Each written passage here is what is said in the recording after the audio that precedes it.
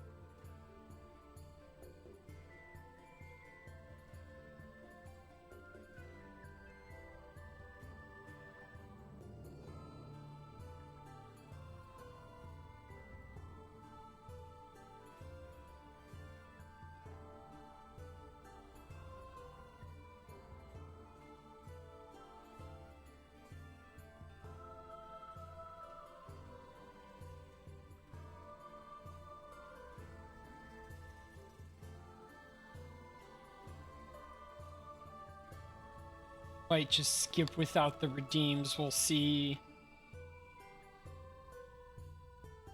Settings. Hotkeys. There it is.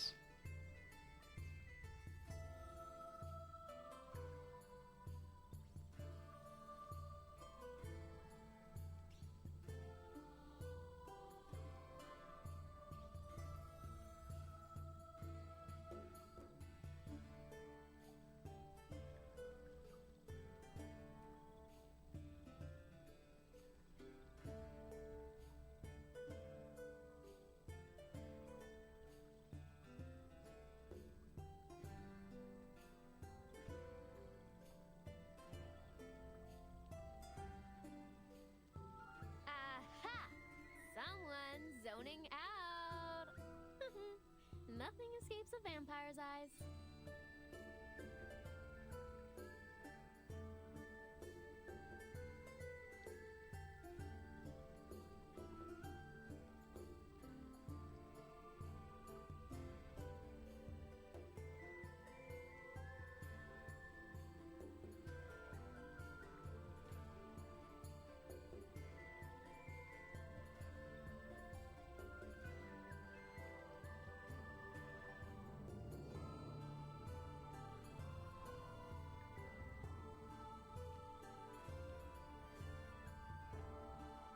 Needs more testing.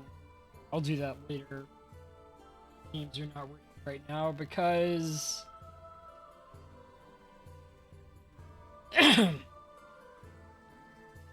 they've been inactive for 2 weeks. I have a sore throat.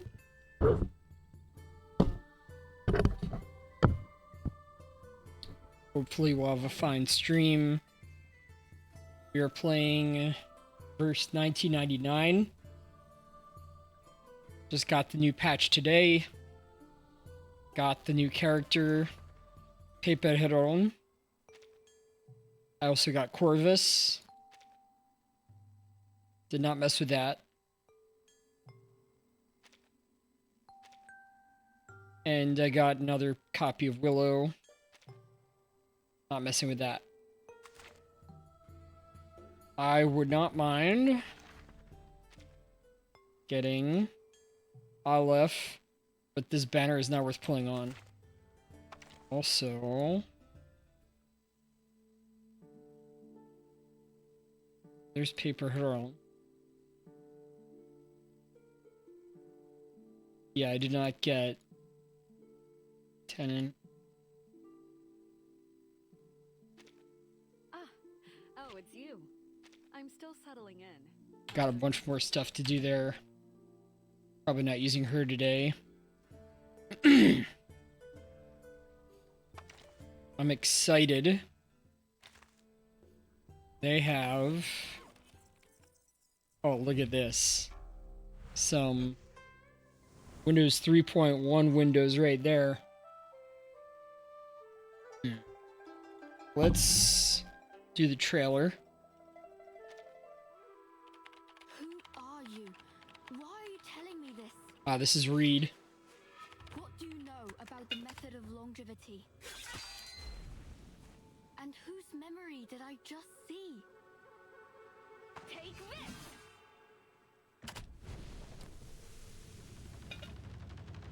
I hear an immortal will appear at the fair to grant longevity.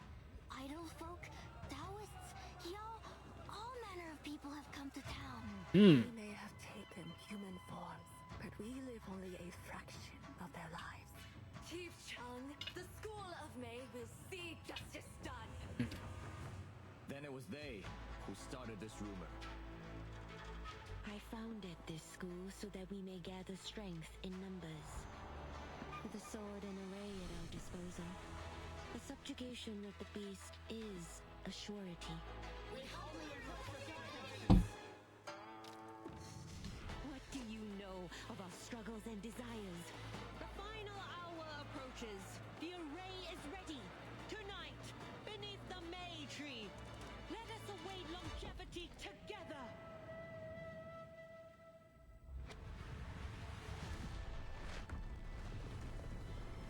Oh, wow. Release me! Every moment is precious! Heron, I've been thinking. Years pass by you in the blink of an eye, don't they? If you want the sword, then kill me! Oh, I won't even live a full cycle of the seasons. Aw.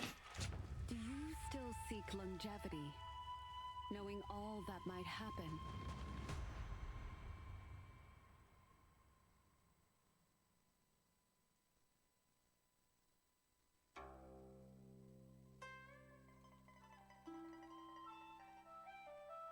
All right. I do really like the occasional pure Chinese stories, which it looks like we're finally getting here. Chapter 01, Prophecy. We get these about once a year. First year, we had the Lu Shu with Junangzi, and that was a very interesting story set in ancient China, and then through like different weird time mechanics. Oh. Then we had Chinatown in LA with Liang Yue.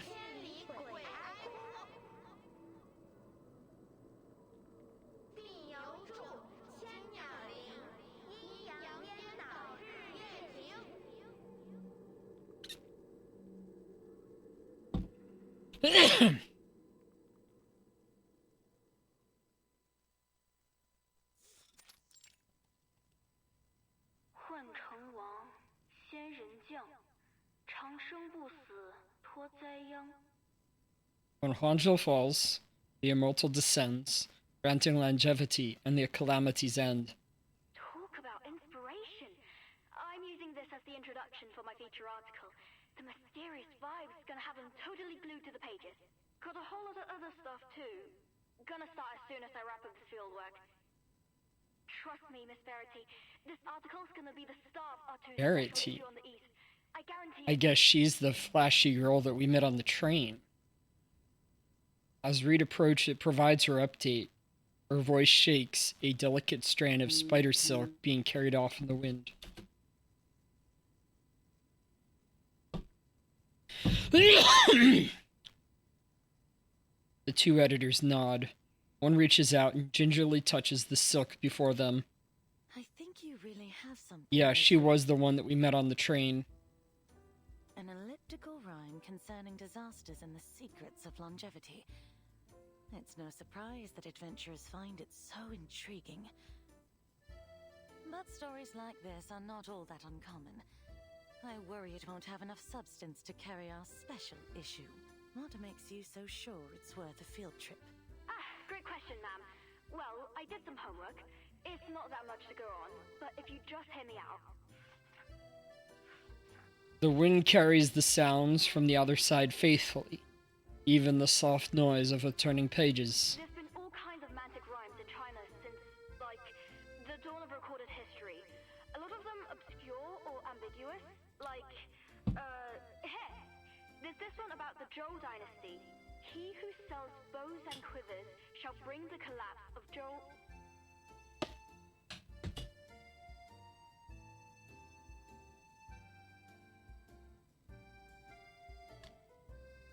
But really, it was the man's adopted daughter who married Emperor Yo of Zhou and led to the empire's downfall. And she wasn't even the main cause. What I'm saying is, most of these mantic rhymes are laced with veiled analogies. Who knows what they could mean? But this one's different. An exact event at an exact location. It's gonna be a breeze finding more details in the local annals. And my informant promised they'd give me more information when I get there. So, yeah, this trip could be a bust, but I'll regret it for the rest of my life if I don't get to the bottom of it. So, here I am in Tool County, and guess what I found? That pronunciation. Sure. She pauses, savoring the suspense. The wind really does flow around here. Only a little, but it for sure does. The editors exchange surprised looks and lean in. Will you need any further assistance? I'm all good for now, but I'll let you guys know. First, I've got to contact my informant and set up a meeting. Then, I'll interview some locals on the street. Who knows? We could even find another shelter if things go well. She's so eager to share her plans that she fails to notice her colleagues have fallen quiet. She's always been a go-getter. In every life. But I worry for her. You know how obsessed she is about longevity. These clues she found are unlikely to be a coincidence. You needn't worry. Reed grew up there, originally. She won't have any trouble getting accustomed. But let's keep an eye on her, just to be sure.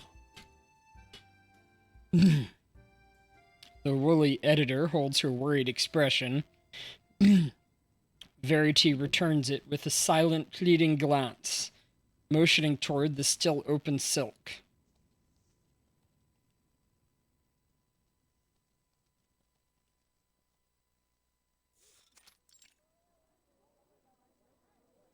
Reed, are you still there?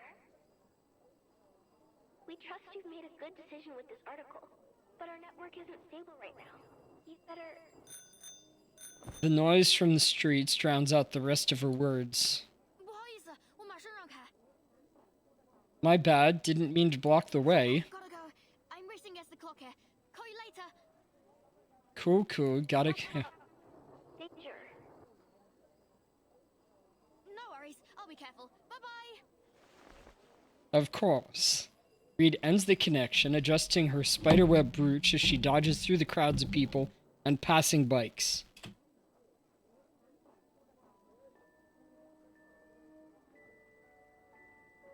She looks around and spies her goal not far away. Hang up on you, Barbara, but I've got, no time to do this.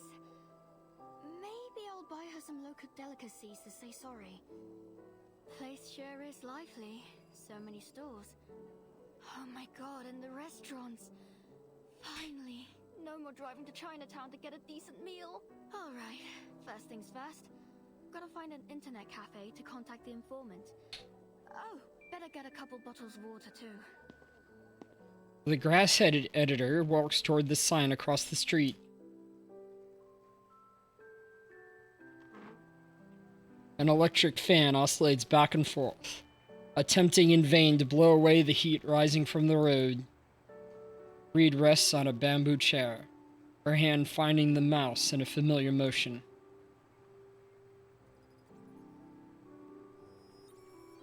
You, Shui, Liya, is copyright 1992 through 1999 by Lee 366. Yeah, the country annals are a solid read. Oh. So, did you find what was mentioned in the rhyme I sent you? Yeah, the county annals are a solid lead, but I'm still not sure about the method of longevity. 555. Want to meet IRL? Can't wait to hear the rest of your intel.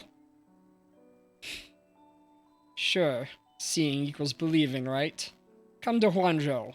I'll send the address to you when you get along here with snacks and in spots. But hey, if your article gets published, you owe me big. Hey, I'm in Huanzhou already. Wow, you're fast. Seems you could use a break. Go to Dongmen Street and try Grandma Wang's clear soup. Classic Huanzhou sweet. Can't promise she's still there, though. Her stall was packed last time I went, but that was ages ago. Thanks, but I'm racing the clock here. Can we meet before it gets dark at the stall you mentioned? I'm easy to spot. Green hair, glasses, a bunch of bags, and a notebook.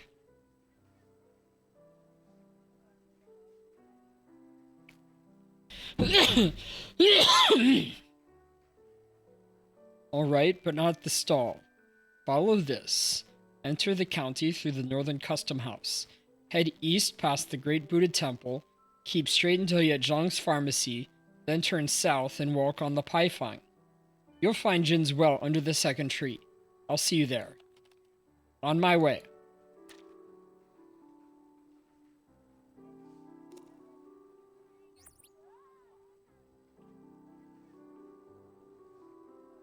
She processes the new information, immediately drawing up a mental map of her impending investigation. Nice and clear.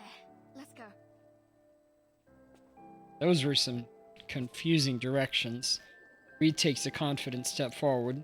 Excuse me, do you know the way to Jin's well? It's under a tree by the Paifang. What well? Never heard of it. If you're looking for scenic spots, go to the outskirts of town. There's a lot of beautiful sculptures and architecture out there. And the May trees in the Central Park are famous. But I don't know anything about a well. Oh, thanks. I'll check them out later. She waves goodbye to the 15th person she has questioned so far. The information she's been hoping for still fails to arrive.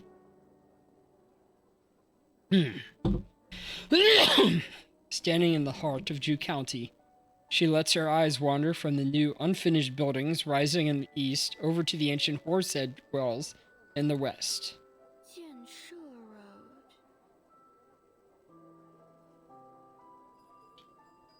Road. The street sign's metallic glare binds her for a moment. That's it. I've asked everyone on the street. No well, no stall, no Grandma Wong. There's no way I got the address wrong. Did my informant lie? Not likely. What good would that do them? The Northern Custom House, the Great Buddha Temple, Jianshe Road, Renmin Road. The locations feel off to the young editor. Each one seems to have no connection to the others. What if these are all old locations? Like the names of places from the past? Hey, young comrade. What are you doing in the middle of the street? Aw. A voice speaks, bringing a tide of relief that washes over her like soft rain. You've been asking around for directions, haven't you? To the bus stop? Just follow me. I'm heading there right now. No. I'm meeting someone by Jin's well. Do you know where that is? Could be an old name, like really, really old. So, if you know of anywhere even kinda similar, that'd be great. Anything will do. Jean's well. Jean's well. I've lived here almost 60 years and never heard of it. Then it might be more than 60 years old? Maybe 100 or so? 100 years old. You've got to be kidding. Things change so fast. The whole county looks completely different every few decades, let alone a century. You're not trying to pull a fast one on me, are you? I thought you needed help. No, sorry. She considers each piece of information, trying to find a path through their mental confusion. Oh, wait, the rhyme. Have you ever heard of this rhyme? It's about black grass, thunder, the earth opening up, and an immortal. What? A rhyme? The scorn in his voice is withering. For a moment, the approaching deadline and her still blank pages seemed like a freight train rushing toward her. Aren't you a little too old to be searching for things from fairy tales? But I have heard it before. An immortal that slept deep beneath Jewel County. In ancient times, when the sky shattered and the earth broke apart, they emerged to save the town. But the immortal disappeared right after, taking the method of longevity with them. And no one has ever figured out where they went. Still, grave robbers turn up around here every year. Those troublemakers just won't give up. You seem like a bright young lady. Surely you don't buy into this longevity nonsense, right? Haha. She blacking out?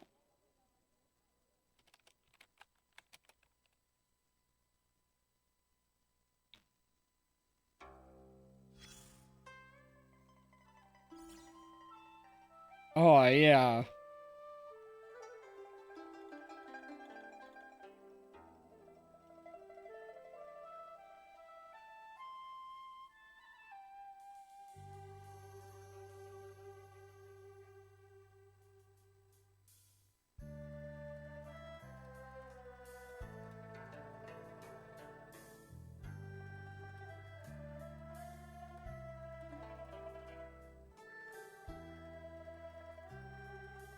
Hi, everyone. I'll be visiting Zhu County soon. Any recommendations for scenic spots, local snacks, or arcane lore worth checking out? Welcome to Zhu County. Check out my dessert stall. It's just north of the custom house. I'll give you a discount.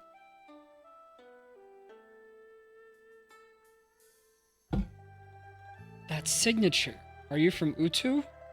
Zhu County's moving up in the world.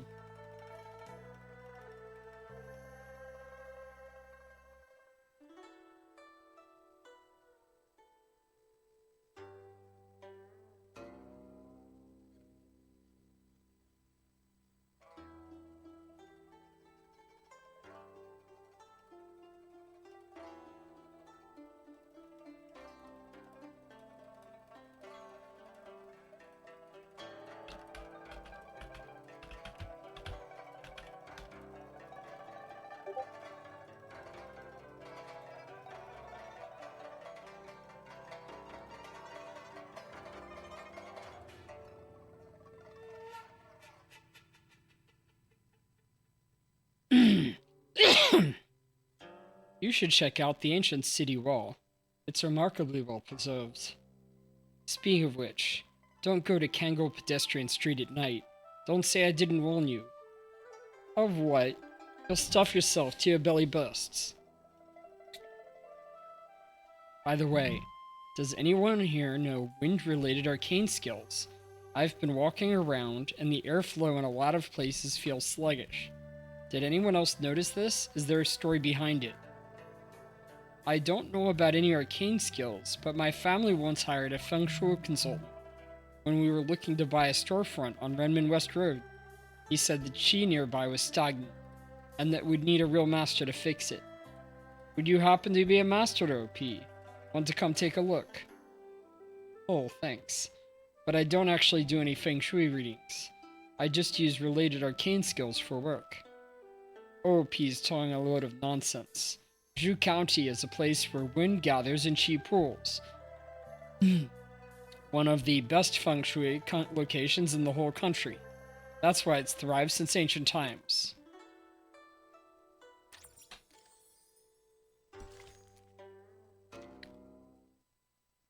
Windblown Reed, Chapter 2.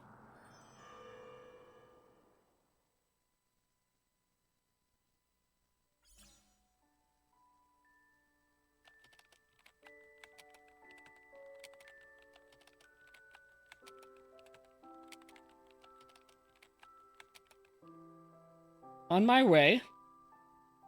Hey, I searched the entire county and asked loads of elders about Jin's well and Grandma Wang's desert, but no one's heard of them. 555. You got any worries about meeting up? Please let me know if there's anything I can do. I really need to meet you in person. Sorry, but I can't do that. Maybe try the old gate. That likely hasn't changed much. You'll know if I'm lying when you get here.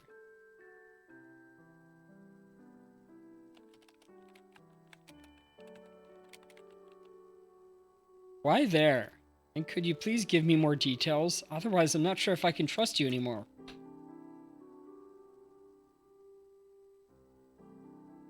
You can read the flow of chi, can't you? I saw you use the wind to contact your friends. Great to finally find another chi reader. Perhaps destiny guided us to each other. So the thing is, I need a chi reader to untie the wind knots in the county for me. I wish I could let you start with an easy one, but it seems I don't have a choice. There's a wind knot at the old gate. Untie it and I'll come find you. I have to go. I've said too much and have already drawn unnecessary attention. Be careful. I'll talk to you later. A wind knot? How did you know I contacted my friends? Have you been spying on me?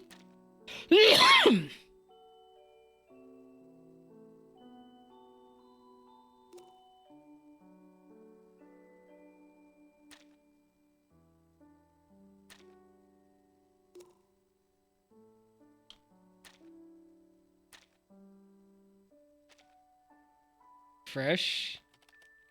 Are you still there?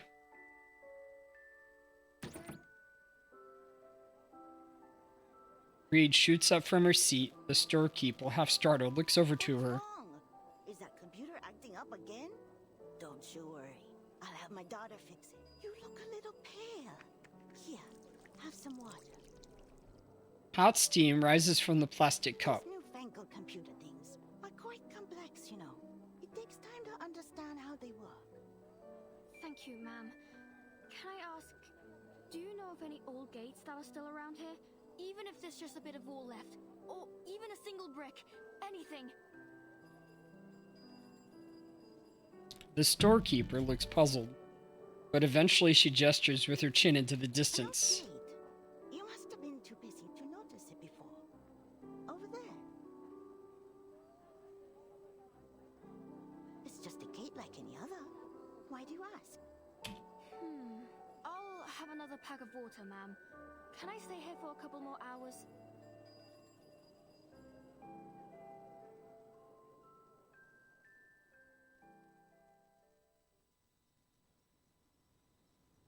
Even against the deep darkness, Reed can still make out the shape of the tall building. She rubs her eyes and looks around.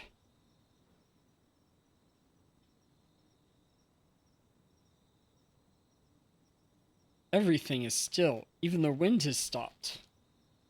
It's late, but this must be the place. The wind's definitely slowing down around here.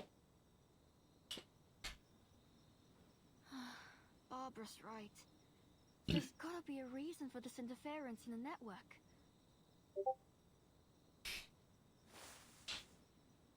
Reed sighs and rubs the yellowing grass on her head. I'm totally running out of time. Whoever's behind this, I gotta confront them stat. I guess I might miss the article deadline, but I can still solve the interface issue. That counts as a win, right?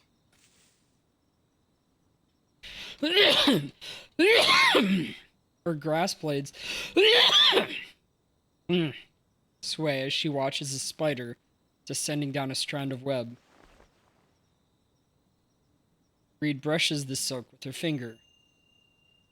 The wind doesn't hover in place for no reason, let alone get tangled up. So, if it gets tied up in a knot like this, there's gotta be some kind of special power making it stick. That power clings to any wind that passes by. The closer the wind is to the knot, the slower it becomes. So, all I need to do is find the spot where the wind's moving slowest.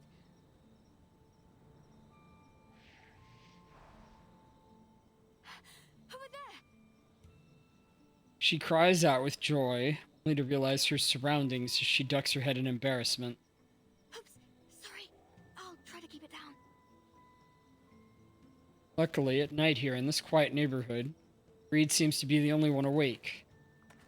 She grabs her flashlight and walks out toward the gate.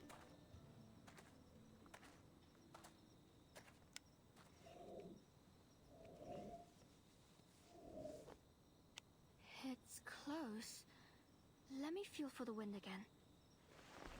She reaches out her hand, but this time no silk appears. A breeze stirs the grass on her head. It carries broken sobs, then the bellowing of an approaching bike. I knew you'd come. Come on, show yourself. Her flashlight beam sweeps the area, but it doesn't find her expected foe. You're one with the flow, right? Wait, what if they aren't even human? Her spirits lift a little. I've got to dig deeper. This'll totally make the article. Something warm and heavy presses against her leg, letting out a cry like a baby. She looks down, shocked. A bike bell rings behind her.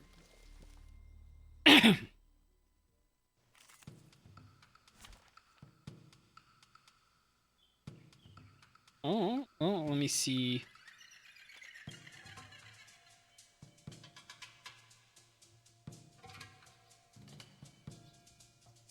How about break out this, but instead of Lucy, let's try out new Corliss. Please have your tickets ready for boarding. There is time still to avoid this fate.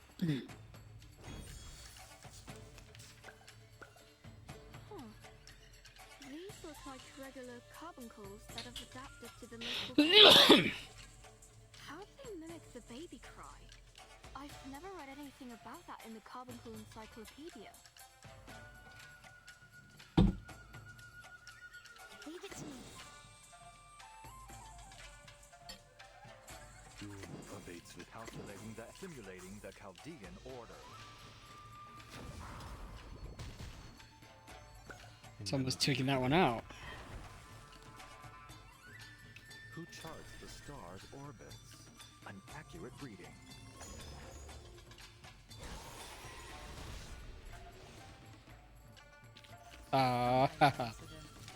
Let's continue the journey.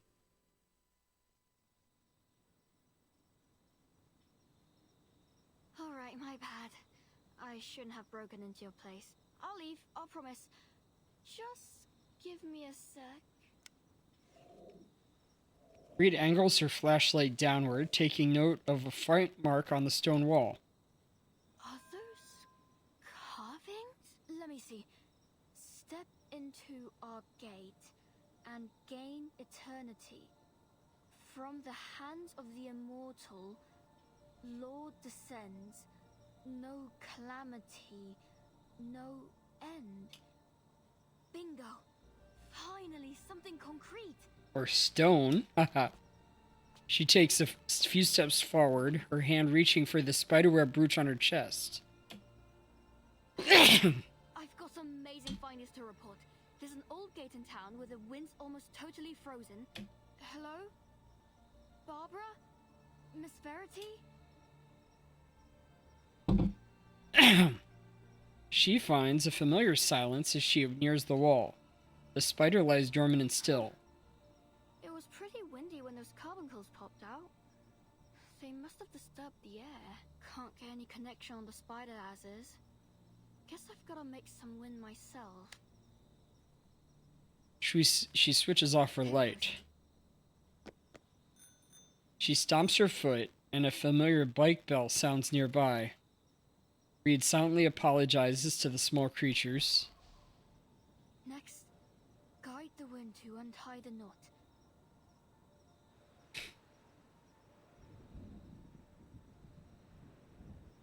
What?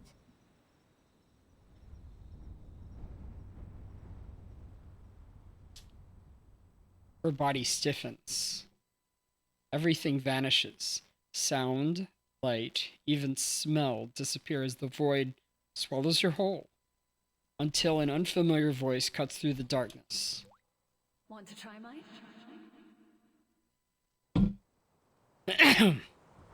The wind sweeps her up and pulls her toward the voice, then stops and plummets.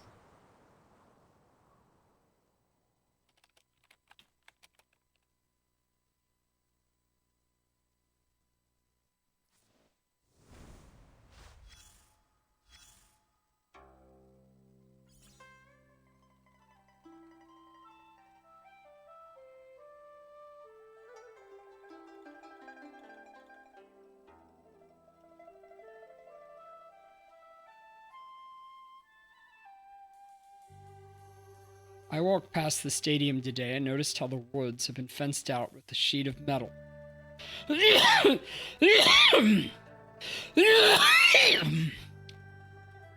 Someone told me it's a construction site now. I used to pick pine cones there with my classmates when I was a kid. Seeing like that got me a little sentimental, so I wanted to share a true story from my family. My grandfather was a traveling merchant when he was young. He only came home for the New Year. One winter, heavy snowfall buried the roads. He couldn't tell which direction was which. By the time he'd eaten through all his rations, he still hadn't found the main road. He figured it was time for him.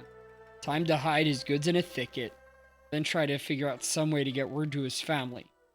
But just then, a chipmunk darted out of the bush, chattered at him a few times, and took off running.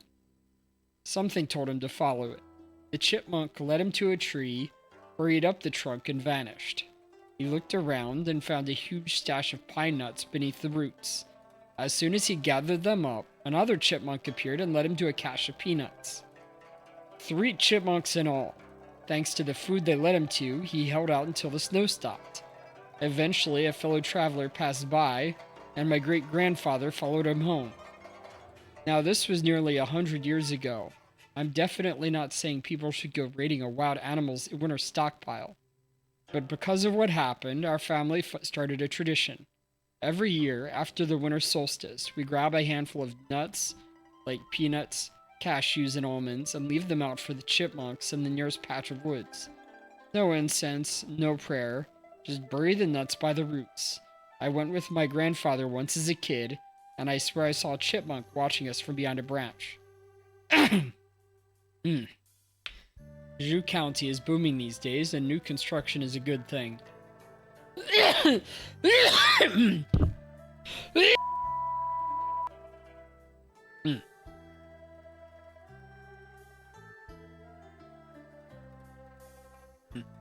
That one.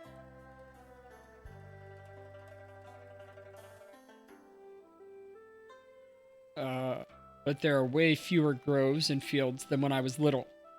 Where are the chipmunks, the hedgehogs, the birds supposed to go? So if you don't mind me saying, if any of you have a chance, scatter a little millet on your balcony, hang up a birdhouse. It might just help a few small lives. Not every animal is gonna repay the favor. But who knows? You might end up with a wonderful story of your own someday. All true things truly do have spirits. Who knows? Maybe the next commenter will be an arcane chipmunk in disguise. Wait, how did you know? Hold on. I actually found a pile of almonds in the woods once. Every single one was perfectly plump. So that's what was going on?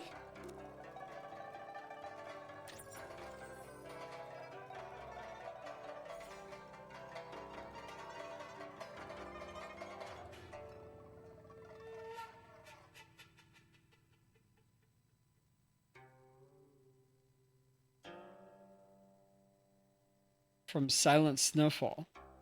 Something's been going on with this endless stream lately, and I need to get this off my chest. I'm an old-timer here. Been around since '92. Back when the site first launched and you started to queue up for a dad connection.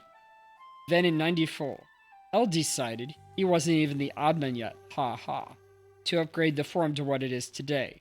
I was so excited I pulled an all-nighter helping him get it done.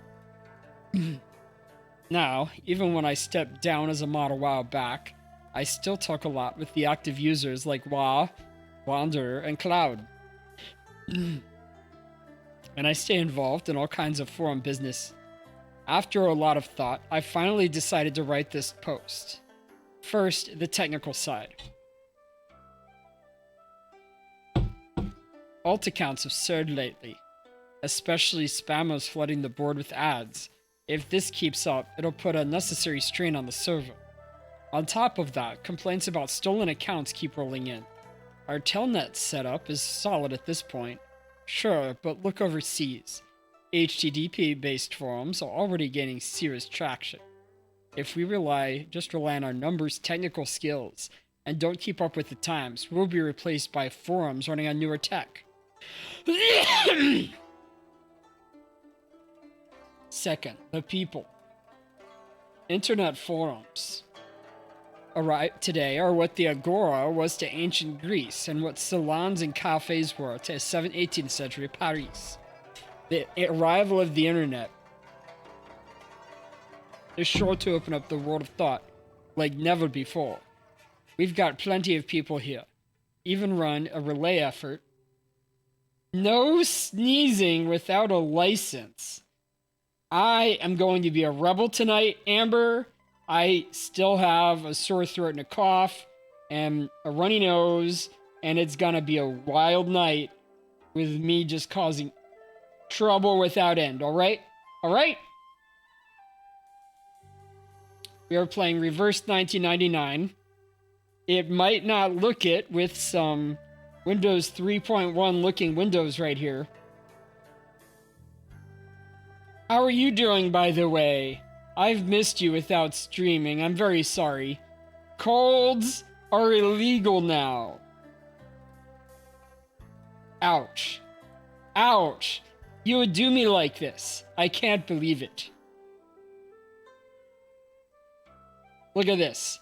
Hello, world. Look at that. Look at that. Choose your words carefully when you're dealing with the forum. In your book, are we talking about the Hunger Games or something like that?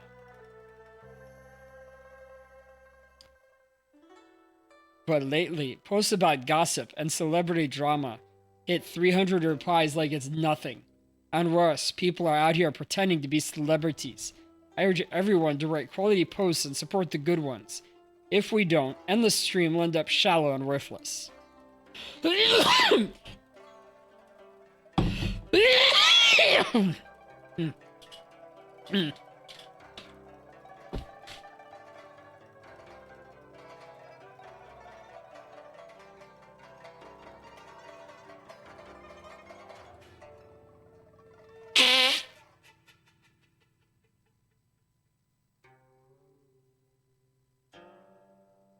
In your book, huh?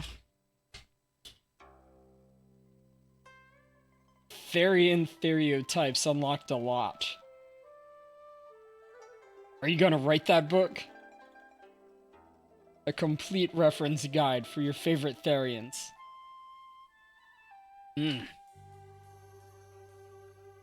Well said. You're just someone's alt, aren't you? Bumping this. I've watched this forum grow from the start. Of course, I want to see it getting better.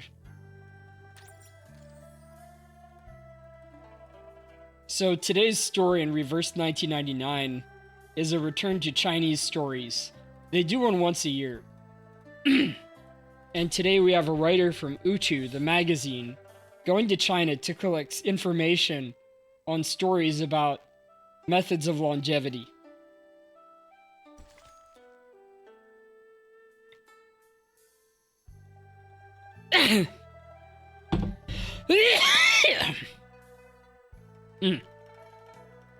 See, it says the gate to longevity. And it seems like our writer, Reed, just used win skills to unlock the gate. Reed is a, actual reed, like a plant. And they live and die, on the year. So they don't live very long, I guess.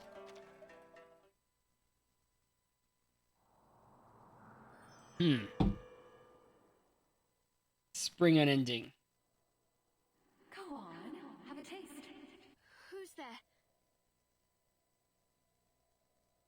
How have you been doing, by the way, Amber?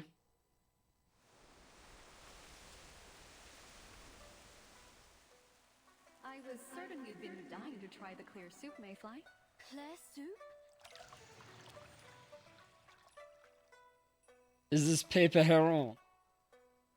From the reflection in the bowl, Reed sees a frown on a face that doesn't belong to her. Though through the reflection's eyes, she notices a white rim of sugar that rounds the bowl. You just poured a whole pot full of sugar in, Paper Heron. You can hardly even call it clear soup anymore. Ugh, what a waste. Really? I think it could use a touch more. Aw, she's a rebel, alright.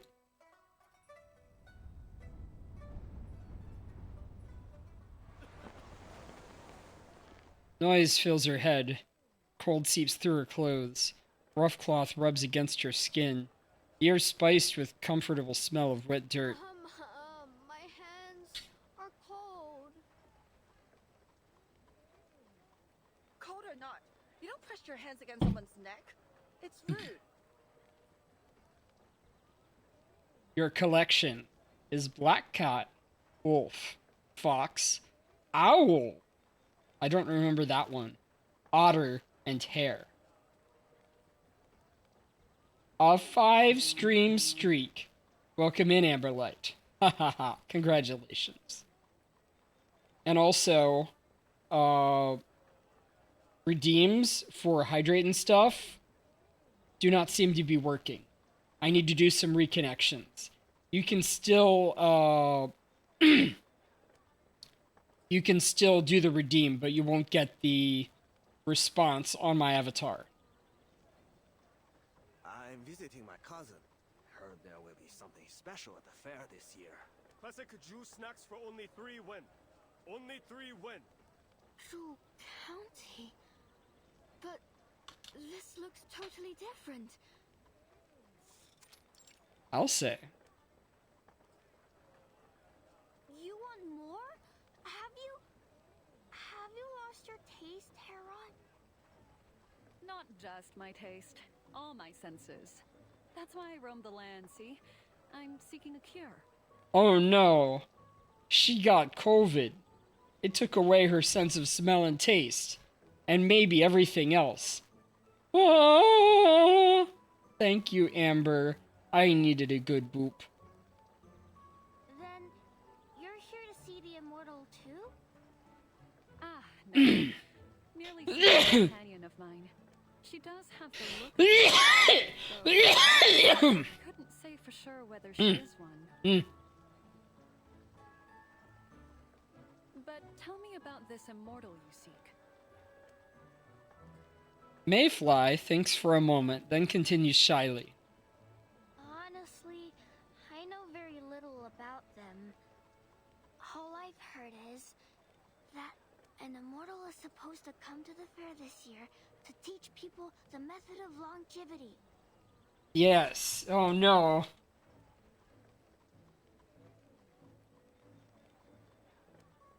Silly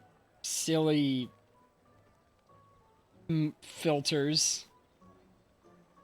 I'll take the head pat. I'll take the head scratch. Thank you. They say it grants both a long life and lasting health. Its results are said to be remarkable. An old granny learned it, and now she can swim the Nangfei River back and forth, even during winter. Nani? Maybe it's the cure you're looking for too. Sounds intriguing. I'll be sure to keep an eye out. So this is our new gacha character, and I already have her. But why? I also got Corvus, who was the hero from the train episode a couple patches ago. Mayfly looks around anxiously. Because the guards might hear me. The magistrate posted a notice saying the rumor's false. Anyone who spreads it will be punished. Aw. Words do carry weight. Rumors can grow out of control if left unchecked. True. Still, it's all sorts to Drew County. Just look at the line behind us. Some told me they came all the way from Yaldong, far in the frozen north. Nani? Is that Wow. so?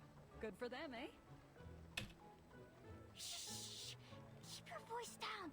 Aren't you afraid of the guards? You're a Taoist. search you head to toe. I heard all manner of folk are trying to sneak into the town. The kinds that'll do anything for the method of longevity. Offers Earl Grey tea and green tea and ginger tea. I accept your offering with much thanks. It will help a lot. Yes, the green tea, the ginger tea, and even the Earl Grey tea are a blessing to my body and my throat. Yes, yes, very much with honey. I do have already tonight herbal tea with honey and stevia and a little bit of apple cider vinegar.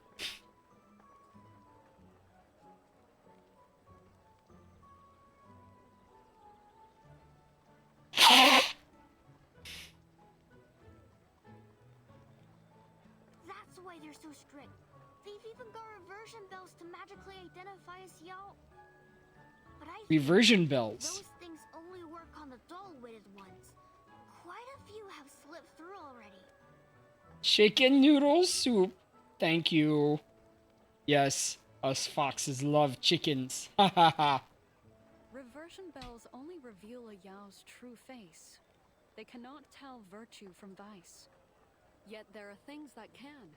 Truth potions, the immortal's brush, even some arcane beasts. You're not listening, Mayfly. Take a breath. All will be well. Frost, take me. I don't need a magic lesson right now. Aw, these are both very cute.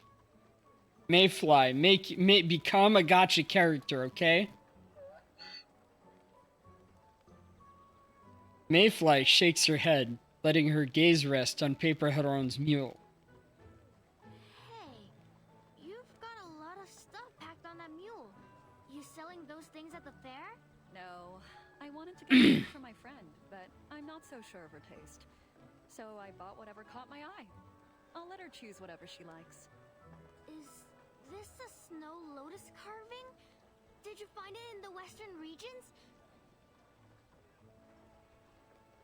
In other games, I got Dustin in Resonant Solstice to pair up with Summer. And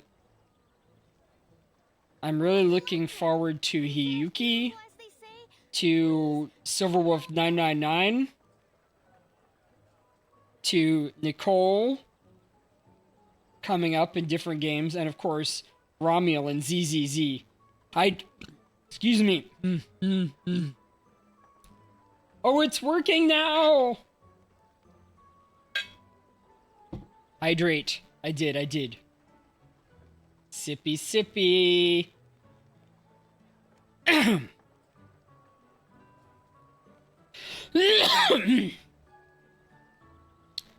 What was it like there? Is it as beautiful as they say?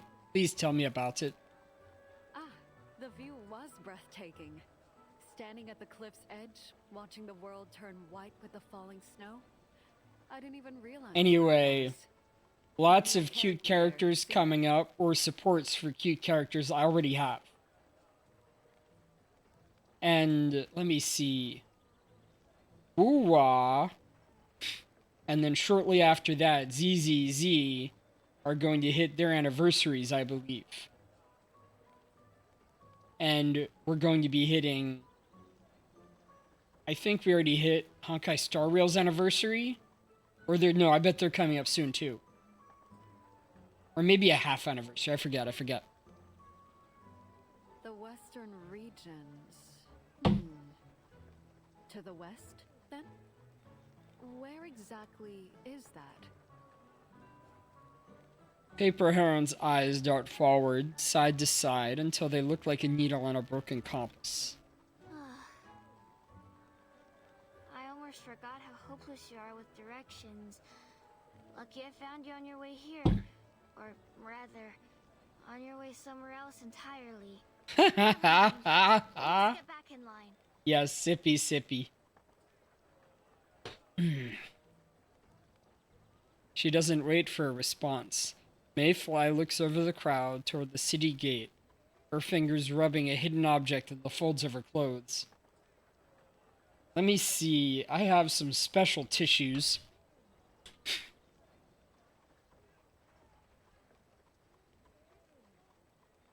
I have puffs plus lotion.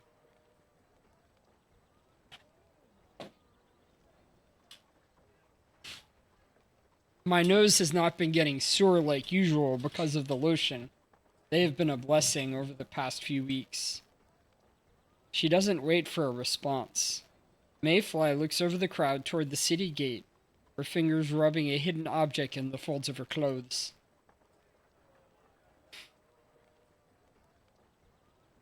There is a low current of unease that runs through the crowd, as if they were moving along a treacherous bridge. Each shift of their cautious as heads bob side to side, checking for movement. It doesn't move. For a time, it looks as if she's never moved at all.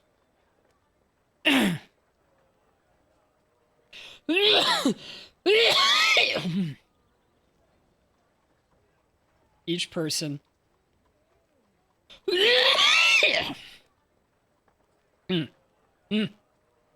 each person taking their turn to sigh as they look forward ahead with a worried expression. Okay.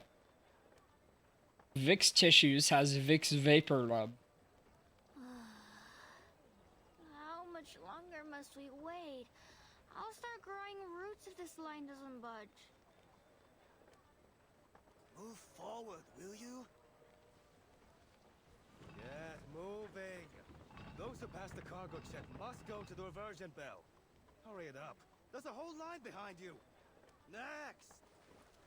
The impatient constable gestures for the static line to advance. I'll be next. Mayfly squeezes the little object tight beneath her robes as she edges forward. What's that you have tucked in your sleeve? It looks solid. Nothing, officer. Oh, yeah, you're very honest. Hands in the air. Give. A cry comes from up ahead, causing both of them to turn their heads. What happened? A bronze bell rings, its noise emanating from a man at the front of the line, the vibrations pressing him to the ground. Claws! His hands are turning into claws! Under the bell's power, the man transforms into a large yellow dog. Its features fiendish, it's sharp. Run! It's a yow! Run! Capture that line. Don't let it get away. Stop pushing! Someone fell down here! Yeah, we've got a crazy dog coming at us. Hey! Stop pushing! Where's the y'all? Where? Light views merge. The mystery of Chi. 3 lights darken. Nani? Huron? What was that spell? I feel woozy. Come on, hop up. What's happening? Yes. We can't let that yellow dog tear through the crowd. I'll subdue it before harm comes to anyone. Easy now, big fellow. Ah, you're tougher than I thought. Show me what you've got.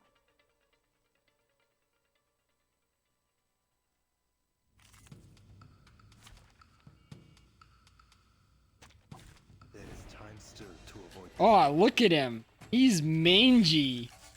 He's a monster. Shields. Channel, dynamo, Leave it to me. and some debuff. I'll help you.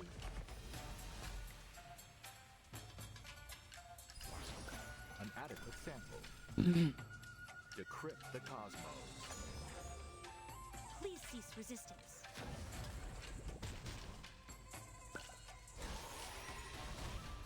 Oh. He's almost dead. Must end.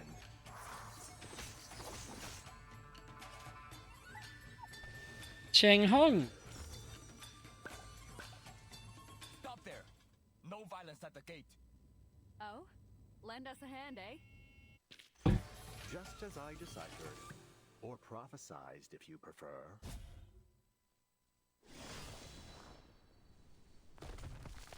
Who is responsible for this mayhem? A young man in an officer's uniform knocks the yellow dog out with a single strike. As it crumples to the ground, he turns his blade toward Paper Heron, now seated on her mule. Causing chaos at the city gate, are we? Looking for trouble? Your most discerning lordship. I swear on all that is good. 'Twas he who started it.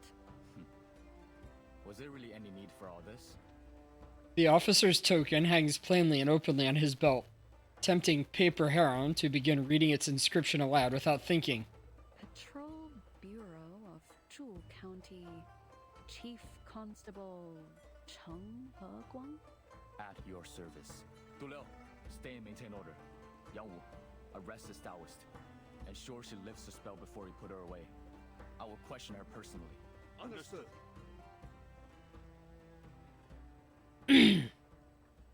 Ha ha ha! An evil Shih Tzu. Not just an evil roof wolf. This spell's force lingers in the air. The others at the gate remain dazed as the world spins. Du Liu and Yang Wu push their way through the confused crowd. Where am I? Is this heaven? Wait, what happened to the money in my purse? Did that dog curse my sight? Don't look at me. I didn't do anything. Damn! Yellow dog! You won't get away from us! A dazed constable holds the reversion bell as he stumbles into the crowd.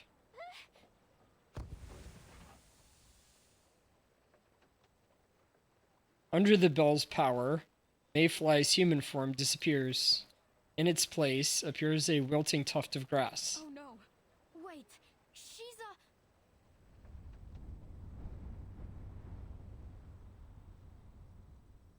Acting on pure instinct, Reed calls out, but the scene before her dissolves away like a mist. A light wind rustles her hair. Zhu County feels the first chill winds of autumn. Without realizing it, she has left the gate tower and found herself walking alone through the dark streets. The wind can hold on to information Yes. for a long time. A lot of these Chinese stories have lots of mysteries in Chinese magic. Then that must have been Mayfai's memory. Her true form was a tuft of A lot of wuxia, Chinese mysticism. It was already winter, though. She would have been running out of time. Aww. She thinks of the calendar in her notebook. Over 300 boxes, 2/3 crossed out. Then, my informant from the forum. Could it be her?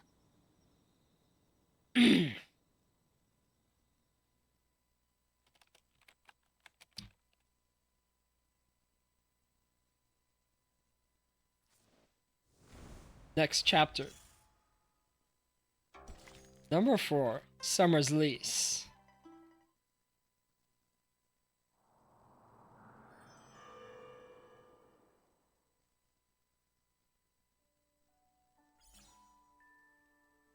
Love this. Windows 3.1 themed dialogues. Are you still there?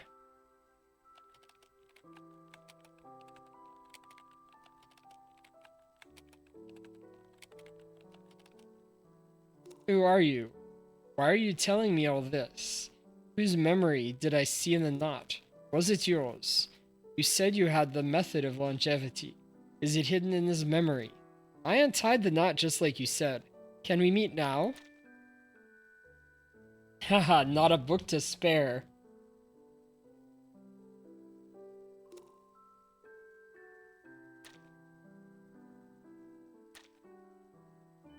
I'm not obligated to answer your questions, but I can assure you I have the method of longevity. If you want it, untie all the knots in town. I'll give it to you in return. You have my word.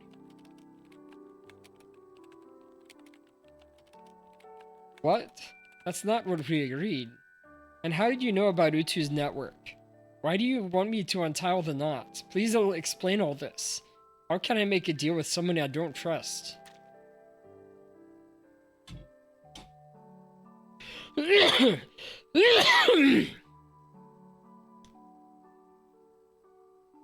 You make me laugh. Rough winds do shake the darling buds of May, and summer's lease hath all too short a date. It's almost autumn, isn't it? How much time do you have left? You must understand that this benefits us both.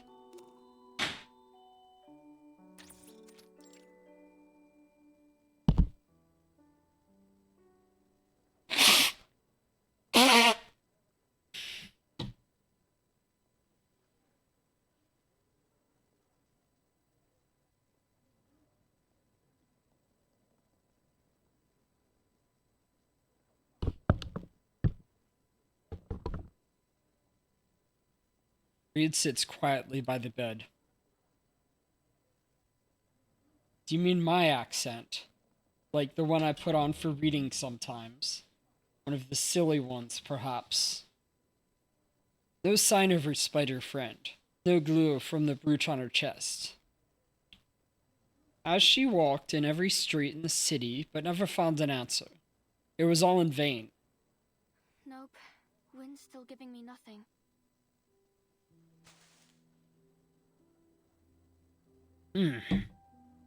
A few dry leaves break off from her head, drifting toward her pillow. Maybe I should leave. I like putting on an accent when I read, I guess. It's not real. I don't know if it's consistent, but I think it is more fun. No, it's all too suspicious. She'd tell me to abort for sure. Basically, I should give up and just go back to headquarters. I could pick another topic to work on if I still have time. Oh, what do you mean by that? I don't mind you asking about my accent, but it's probably not real. Like I've ever had that.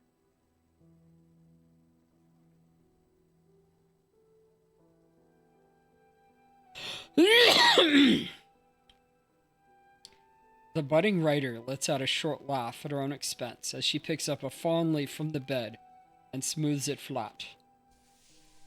Winter's coming. I'll have withered by then. Even if another reed will sprout from my body next year, I will be gone for good. The inevitable end of every ephemeral plant. Mayfly. She was one of us. I wonder what happened to her. Did she find a way to keep on living? Man in a black turtleneck is the accent?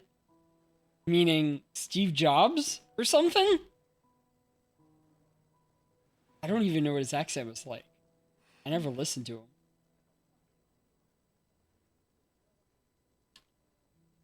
I can't. A published poet. I just can't accept that I'll die. Did you hear him on YouTube or something?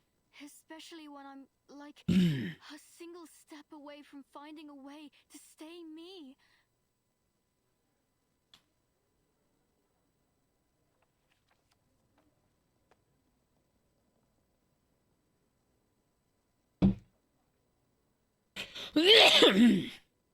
She places the blade of grass between the pages of her notebook. A published poet with black-rimmed glasses. Besides, these knots are an anomaly that needs to be fixed anyway. Why shouldn't I be the one to do it?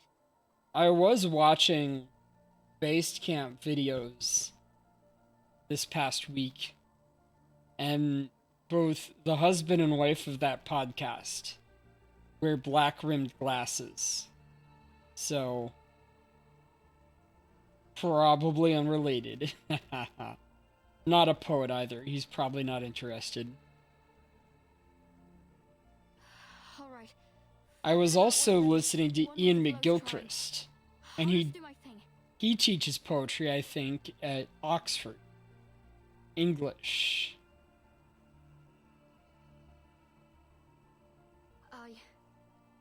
I have to finish this article. Yeah. That's me when I get a cold. I let loose my full power. I try to silence it.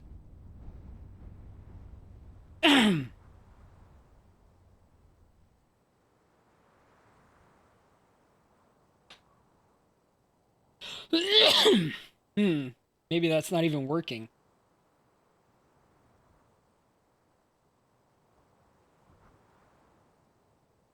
Test. Definitely not working.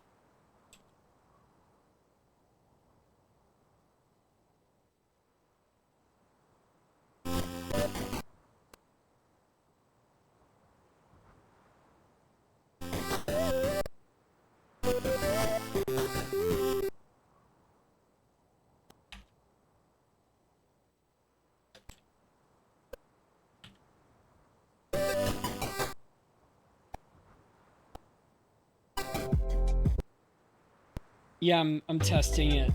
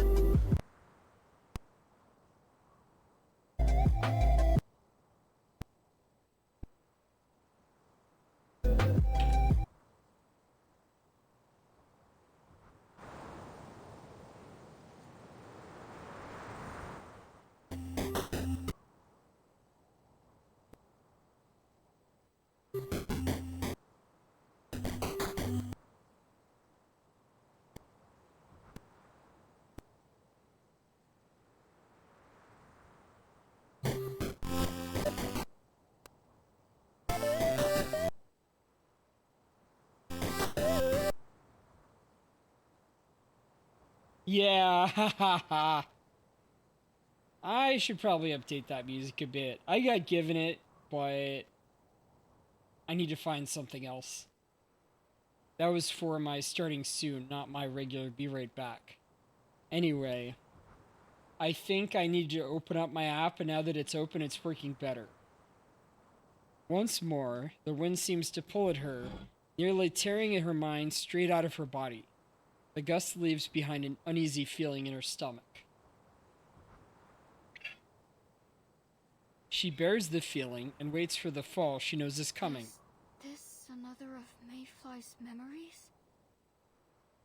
A brief sadness rises in her, then a faintly familiar voice cuts it off. May I enter? Please.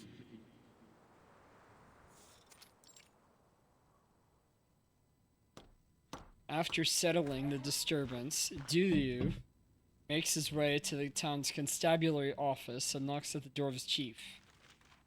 At the desk, Cheng Hongguang bends over a mess of documents. Sir, the Taoist has lifted the spell. Several people in the crowd were injured by that yellow dog.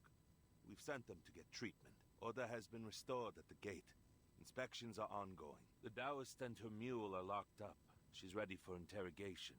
Yang Wu is watching her.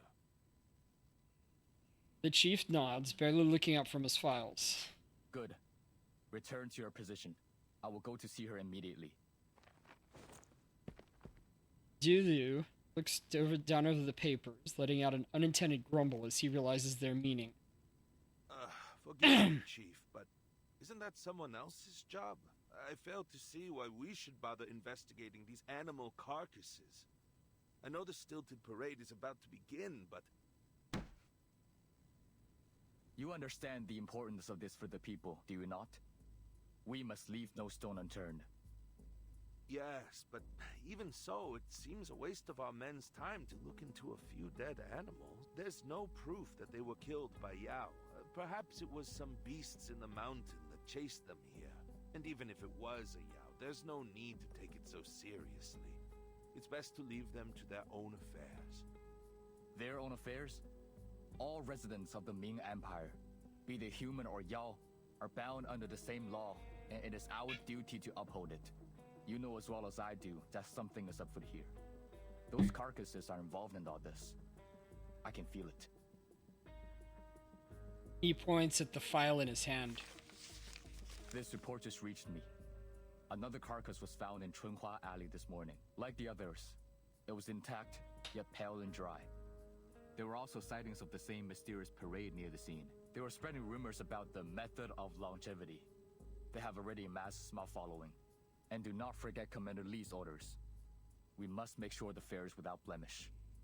This risk is too large to ignore. But Chief Chung, the men have been working for weeks without rest. They're exhausted. If we give them more work... Dulu doesn't have time to finish his complaint before another knock interrupts him. Chief. Yang Wu is expecting you. Understood. I'll be there shortly. His subordinate decides to bite back his words. I must go.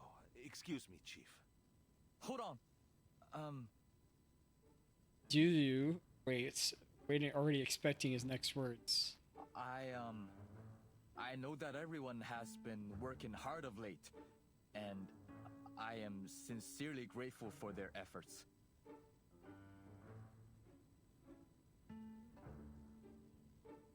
So, let them know, once the fair is over, I will take them to the finest restaurant in town.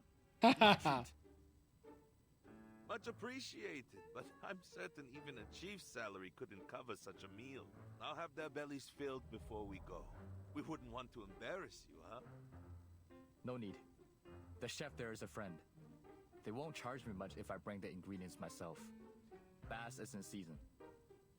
Oh, you're bringing bass. I'll tell the men to skip lunch then. Still the record holder of the fishing competition, aren't you? Who else but Chung could pull up a bass half his size? Please, Dulu. It's just a way to make some extra win.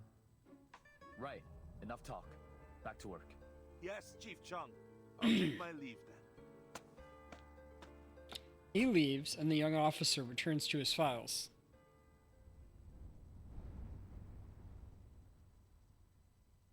The mist rises, covering the scene before her and then dissolving away.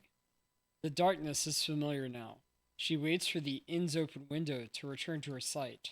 That wasn't Mayfly's memory. How many people are involved in this story? Are they somehow connected to each other?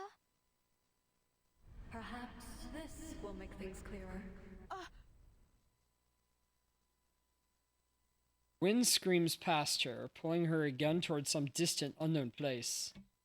Her thoughts sink first, spreading like roots digging into the earth. Then a nursery rhyme lifts them up.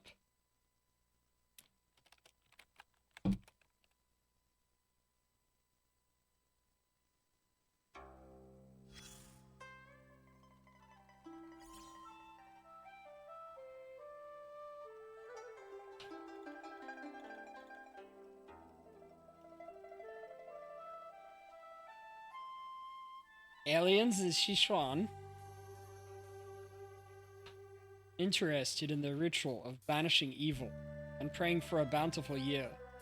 Eva dreamed of toning heads in a gorgeous traditional costume. The Wangmei Village Stilt Team, Shu County, is looking for 2 substitutes for our White Horse Warriors. We're also looking for Tengong, Drum, and so on the players. Thank you. Definitely gives hugs. Hugs, hugs, hugs.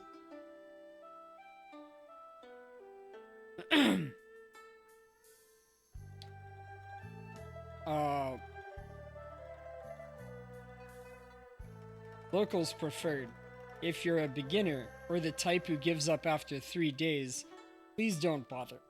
You are very welcome, Amberlight. If you're interested, come find me at the open ground in front of the Wangmei Village Shrine. Rain or shine, I'll be there waiting. Can I ask where the original White Horse Warriors went? I heard they got into a huge fight with the Red Horse performers that day. What are you performing this year? Can I play Bao Shaning? Sanyang? I wonder if she was a character, or if they were a character from the Romance of the Three Kingdoms period, Warring States period of China. Walking on stilts I can handle, but I heard you have to put on armor while on the stilts, and wave command flags on top of that. That's way too hard. Can I come just to see Brother Long in action?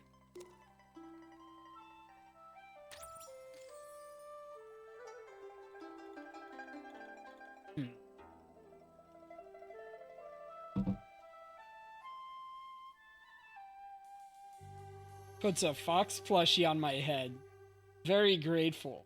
Aww. Feels nice to be appreciated. Chapter 5. Free at last.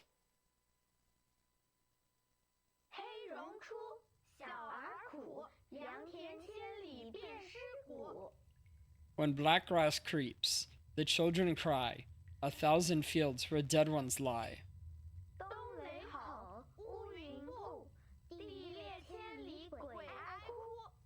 When thunder roars and dark clouds curl, the earth splits wide, the spirits swirl.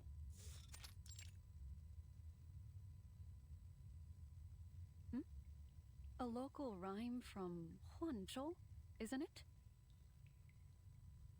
In the cell, our own listens with interest to the distant children's voices. Her mule chews straw on the floor, unconcerned with their present state of affairs. Beside her, a mayfly strains on her tiptoes at the small cell window, her face a contortion of overlapping anxieties. It's only been a few hours since we came in. Oh, it has mint in there. We captured another 5 y'all who are doomed.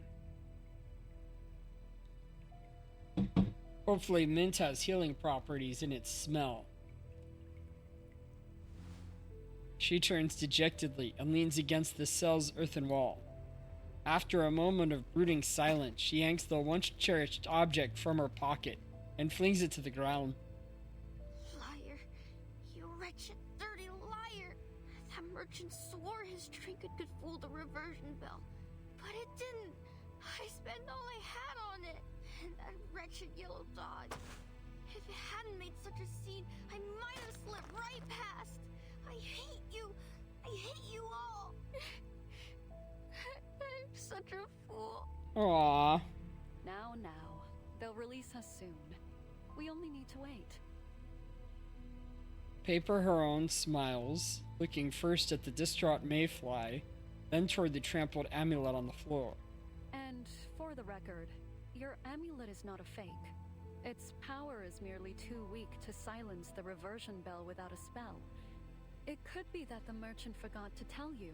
You're no fool. No one's to blame. Are you defending him? Don't you see? Oh! Now. We'll be just fine. They can't keep us locked away forever. Aw. She picks up the amulet while murmuring a few words, then dusts it off and hands it back to Mayfly. A healing potion. I am very appreciative, Amber. I'm glad to be back streaming, but it's a little difficult.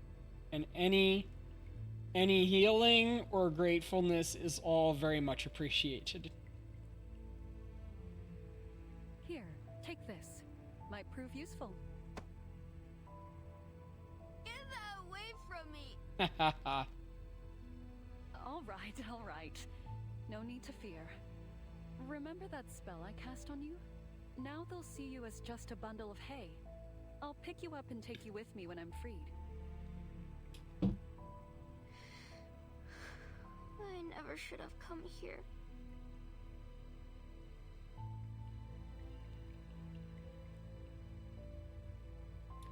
The offer does little to lift her spirits. The glass ornament in her hair droops over, matching her defeated expression. Paper Heron, by contrast, seems completely unbothered by their predicament. Instead, her eyes are fixed on a stone in the corner of her cell. A moment passes before she lets out a cry of delight.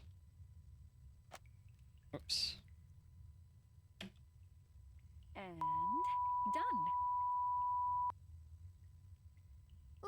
What? Paper Heron moves in a flourish, presenting the stone to her companion. It now bears a carving that reads, Mayfly and Paper Heron were here. Well, there isn't much else to do cooped up in here. How do you like it, eh? What do you like of the new character, Amber? Paper Heron. Or Mayfly? Beep, tee tee tee. Mayfly looks at, or do you like the chief, Cheng? Mayfly looks at the stone brick, still dusted with debris. The grooves of the carving match the width of Paper Heron's finger. Did you? She's cute. Paper Heron looks mature No, and a little sassy. Just a little trick I picked up on the road. Carving with air. Not mastered yet, mind you. Not exactly fit for the Emperor. Anything else you'd have me add? That's all? That's what you use your arcane skills for? Her face? Of course not. I'm capable of much more than this. Bent over, Paper Heron makes a gesture with her right hand. As she does, a line of sharp chi wraps around her finger. As she begins moving her finger through the air, the form of a reed plant touches itself into the stone. See? It's you. Quite the way to mark the moment, eh? It doesn't seem to ease her new friend's concerns. Hero, no! You turned me into a bundle of hay, remember? They'll know it was me! She's so serious. Ah, you're right. I'll undo it at once. Okay. I mean, Mayfly is too young. She's cute, but no romantic interest. And Paper Heron is hot, but none there either. She would be as a friend, though. For a moment, I thought that our names might be here for all to see for the next 1,000 years. Like, not mere minutes.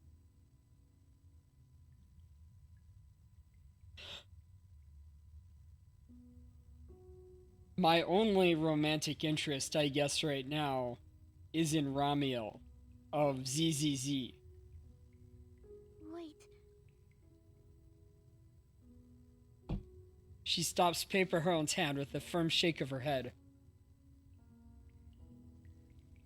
Leave it. It'll be a keepsake. Like you said, if someone 1,000 years from now see it and know I was here, well, that wouldn't be so bad. Aww. She is very cute. Like, she needs at least another 10 years for me, but she is very cute. And I look forward to seeing her then. Of course, she only has a few more days, maybe a few more months, at most. She won't get another 10 years. Paper Heron studies her young friend. Thoughts flutter across her eyes until she nods and smiles. Very well. Now stop your fretting. A set of hurried footsteps comes from afar. They're coming. Hush. I'll slip you into my sleeve. Paper Heron utters an incantation. In an instant, Mayfly transforms into a paper figure that slips into her sleeve. Chief Chung, she's in there. The two constables open the cell door, barging inside before coming to a stop directly in front of Paper Heron. Alright, what is this dog? You claim to be a Taoist. Where's your certificate? Here. The chief takes her certificate and furrows his brow as he reads. He looks from the certificate to Paper Heron and then to the mule. Issued in the Hongwu era? That's over 100 years ago. Taoists cultivate themselves for longevity. It's only natural she looks younger than she is. Yang Wu stares at Paper Heron in wide-mouthed disbelief, but the chief has already moved on from these minor details. What is your relationship with the plant spirit that was revealed at the gate? I have no relationship with her at all. We simply happened to be in line at the same time. I didn't even know she was a Yao. He does not reply, but glances up from Paper Heron, then back at the certificate. Oh, do I need a certificate for my mule too? Is your mule a Taoist? Is your mule a Taoist? Oh my. No. Then no. What kind of interrogation is this? Completing his check with a resigned nod, Cheng Hongguang returns the paper certificate to her paper Heron. That dog needs a dentist. Oh man, you're right, you're right. That's the problem. Consequences. Not to worry, officer. I always keep to the straight and narrow. He shifts his focus from the woman to the nearby cell. Where's the plant spirit? In the next cell. Hasn't turned back to her human form yet. I think she's playing dead. As the two men walk over to the next cell, Paper Owen walks her mule out from the damp place. Here we are, free once more. Feeling all right? Oh, wolf. Alright, alright. Finding a quiet spot, the paper figure drifts down from Paper Hone's sleeve and in a puff of smoke returns Mayfly to her familiar form. Didn't I say that all would work out just fine? It's not much fun being a piece of paper. I couldn't see or hear much of anything. A lizard, huh? Was so flat. My body was so flat. I think I heard something about the Hong era. My Taoist certificate. Long expired. Fortunate for us, the constable was too dull to notice. Tell me, what do you plan to do in town? I hope our delay has not brought you trouble. Well, all right. Are you hungry, Heron? She points to a nearby stall. The street is filled with people, and as the crowd grows, the stall owners call the ladder for attention. A line has formed around a set of steaming bamboo baskets. Mayfly slips into the crowd of eager customers. I haven't eaten since this morning. I should have had that clear soup. Here's your sweet olive cake, fresh from the steamer. Thank you. Smells divine. She cannot wait and takes a bite. A soft, sweet scent fills the air, and a sigh of pure contentment follows. It's so good.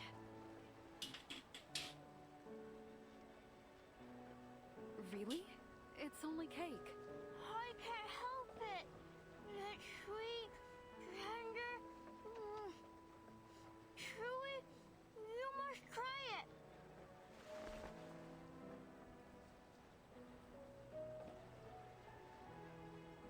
She smiles and hands Paper Heron a sweet olive cake, still hot to the touch. Paper Heron looks it over, then delicately lifts it to her mouth.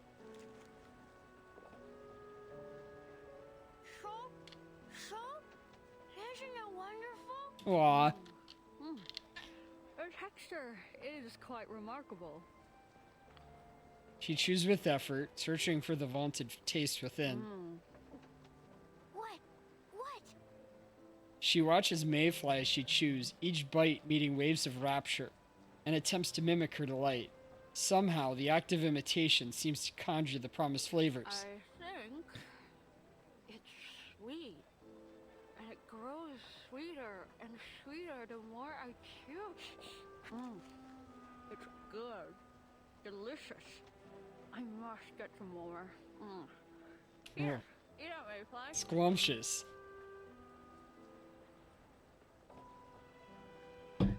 You two must be visitors. Are you here for the fair? That's right. Heard it would be quite the spectacle. It certainly will be.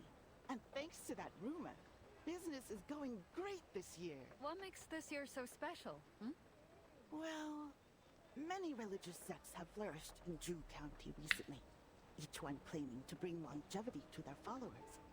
All just tall tales, of course. Of course. Only this time's different. Well, it's hearsay. But many think the reason the fair is so busy this year is that one of the sponsors found a true immortal. I heard that too.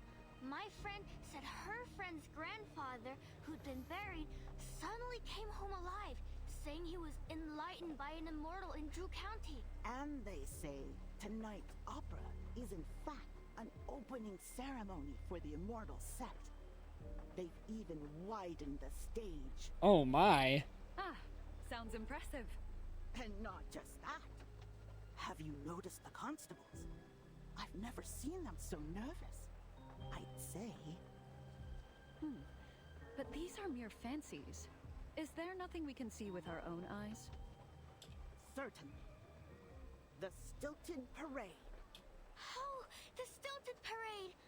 The event you mentioned on the way here, isn't it? Yes! I heard it's great fun. Where can we see it? Right behind you. The stall owner closes the steamer and slips back into the storefront. It's only now they realize how quiet the street had become. Not a soul in sight until a strange dense bank of perfumed air rolls past them. Huh?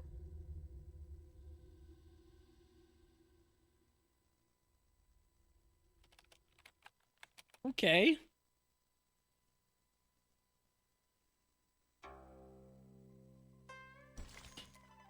Adjust.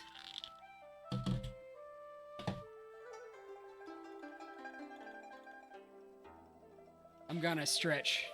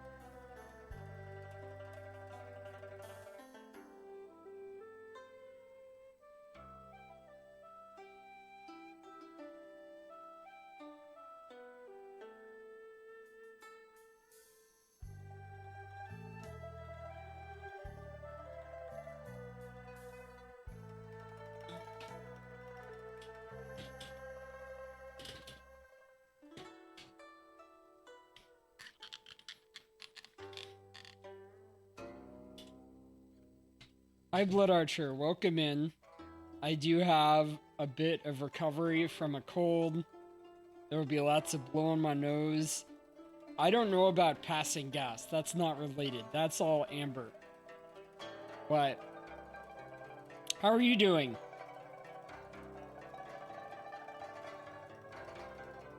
That was a cough right there. Chapter 6 of Reverse 1999. Ah! You brought the boba. Kitten was always here, or there, or behind you, but they bring boba. I like boba tea. Favorite flavor is Thai tea, though there are a bunch I like.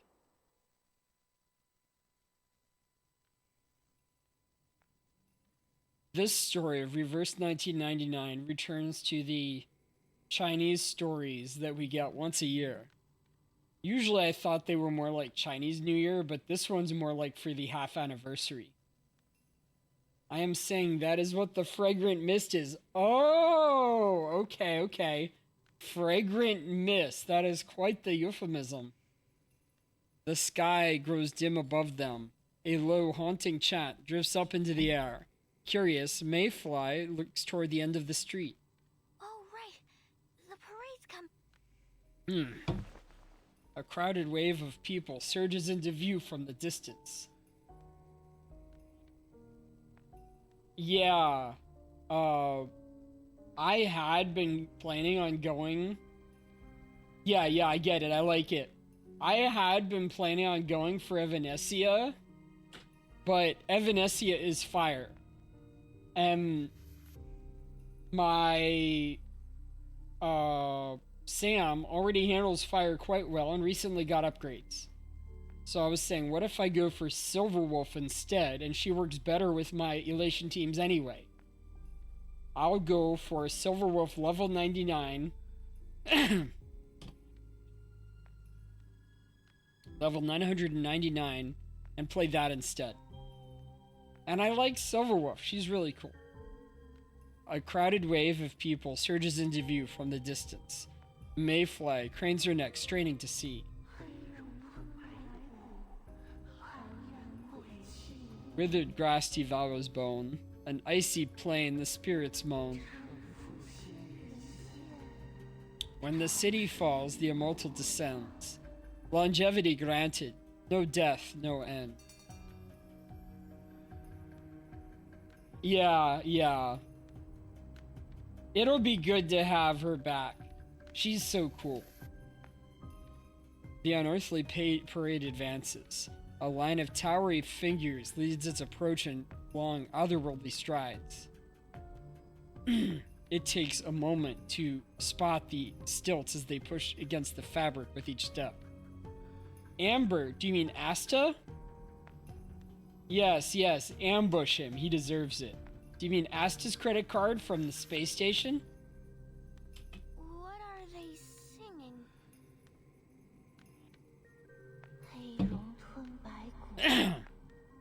Withered grass devours bone.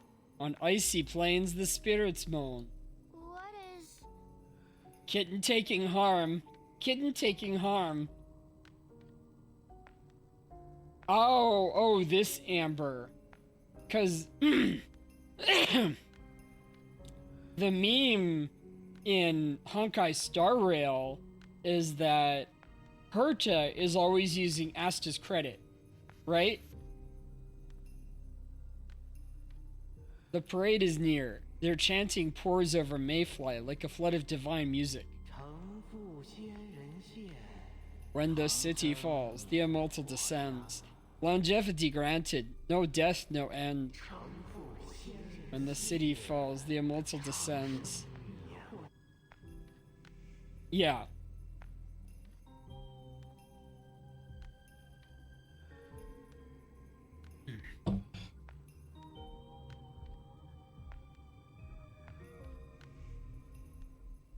A fox and a woman have appeared over Mayfly's shoulder, their hushed voices brushing against her ear. We sit Nibbles. society, Nibbles. but still, we deserve dignity.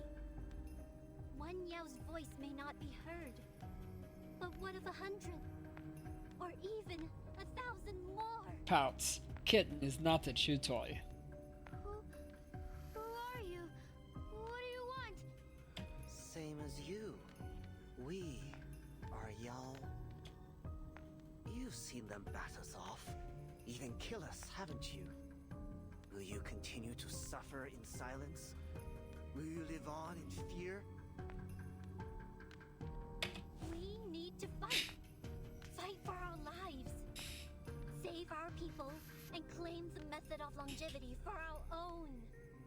Overthrow humans and rule the world.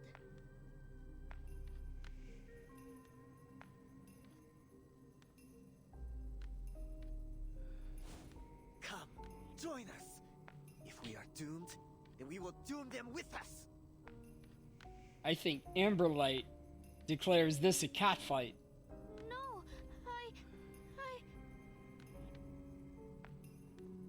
She looks around, hoping to find help, only Alert, to realize Schrodinger anomaly detected. Shape, Archer class. Form, Kitten. I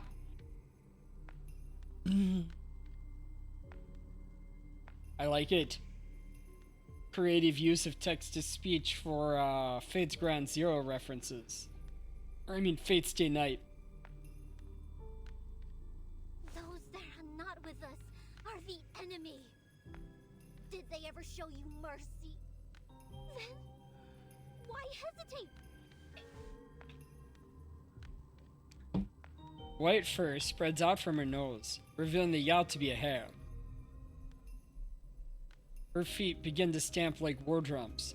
The other Yao watch, then look at one another, all of them feeling the pull to join in. Immortal will grant us longevity. The immortal will grant us longevity. Constables, run! What?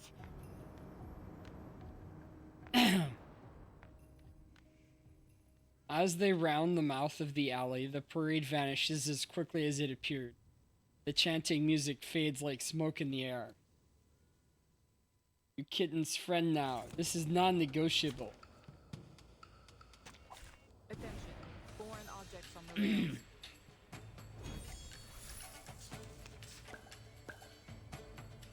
Simulating the Chaldean order. Calculating the error. It's thing. Leave it to me.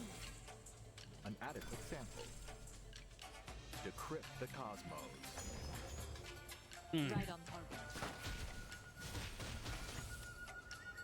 Please, take good care of yourself. Blood Archer makes Amberlight a friend now. This is non-negotiable, but she turns into a wolf. The field work went smooth. I look forward to our next cooperation. Mayfly, can you hear me? You were caught in the parade's illusion. I had to lead you away.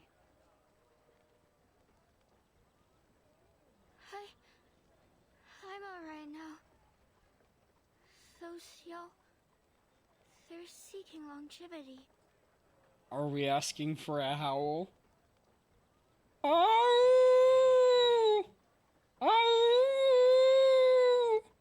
Oh! Yes. But what they're doing is a risk to our entire community. You know I'm a Schrodinger, right? I literally mess with quantum physics.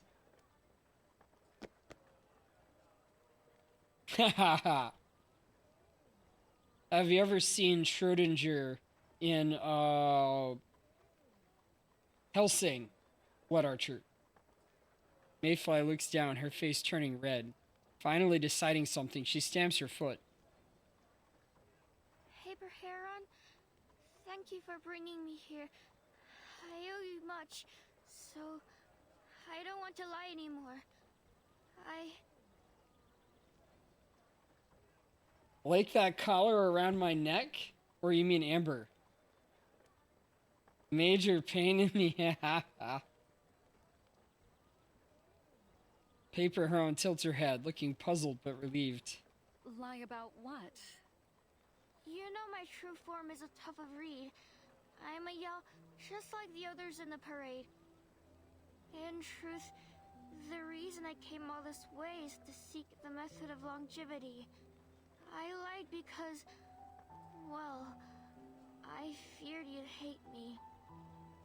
I'm sorry, but I don't want to hurt anyone. I just want to live longer.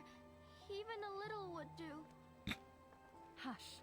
You'll hear no judgment from me. Only, I don't understand.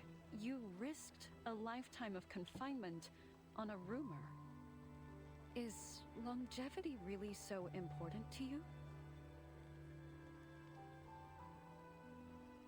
Blood Archer messes with, like that cute tail of yours. Boop.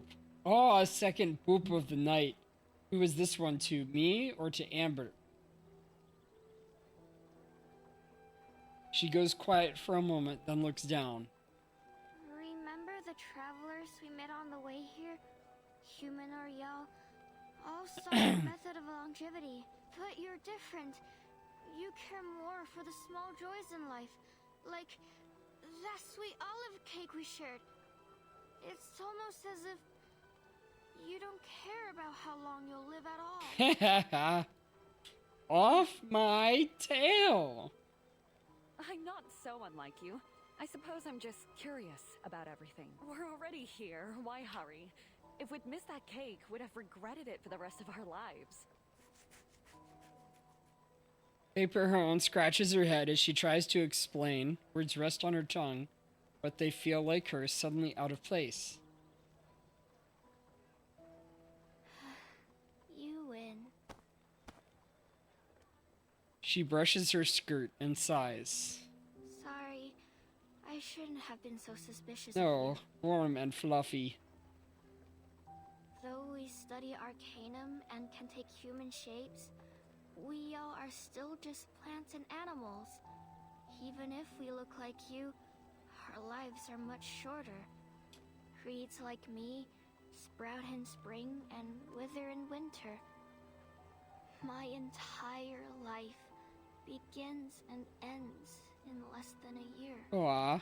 I know it's foolish to risk so much on a rumor, but it's all I have. Do you know what I think when the sun sets? Not that the sky is lovely, but that I lost another day. I don't want to live in fear anymore. Aw. But you spent all you had on that. Oh my. Turns into a female fox, a cuddly one, a cute one. What if the method of longevity proves false? You'll have nothing left. Kitsune. Even Fluffy tells. Mayfly smiles, but she lets her eyes stay downcast for a moment before they rise to meet her own. Longevity means much more to me than you, Heron. When the winter ends, you will see the spring and I won't. If the method is true, it will change everything. I have to take the chance, no matter the cost. And as you said yourself, I have nothing left to lose. They share a long gaze. Paper Heron reads the dark eyes before her. They seem to burn like unsettled coal. Mayfly. She swishes her tail. Very adorable. The usually free-spirited Taoist is for a moment speechless. She intends to speak, but then the unexpected strikes. A commander voice comes from around the corner, seizing her train of thought.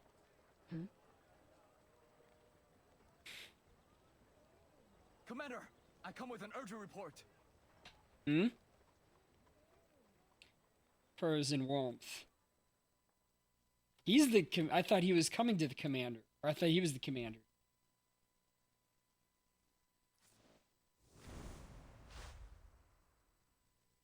Separate ways.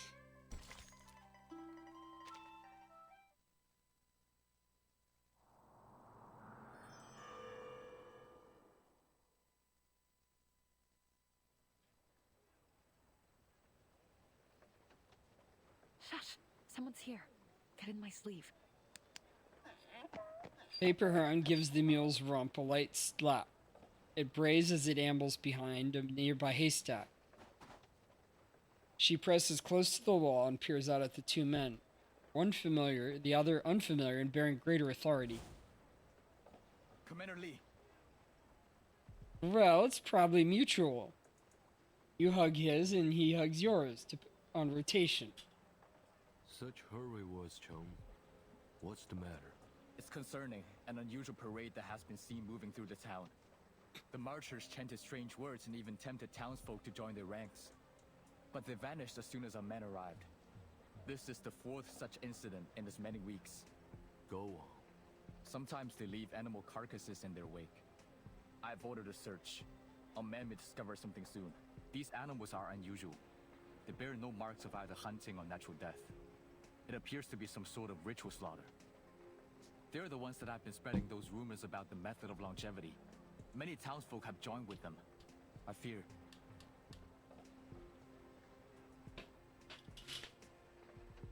You would have me redirect men that already stretched thin to chase down a prey, which, so far, has done little more than leave a few dead animals behind.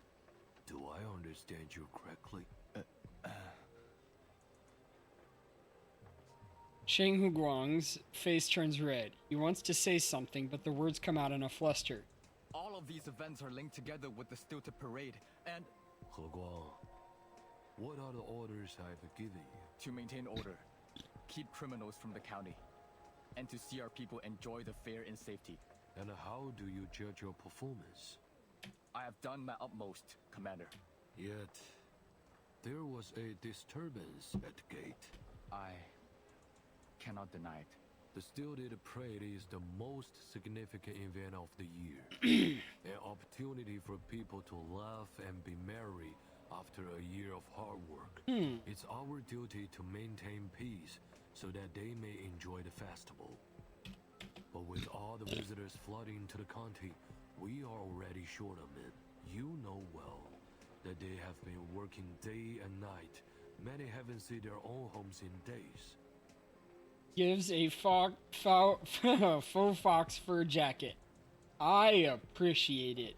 I don't actually want real fur. I'd want fake. I know, Commander. No, you do not.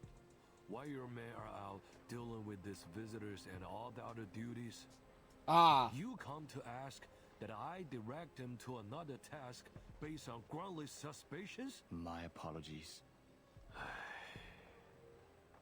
Raise your head. Listen. You are pushing yourself too hard, He Guang. Noticing his protege's dejected silence, the stern commander softens his tone, if ever so slightly. I know how eager you are to prove yourself.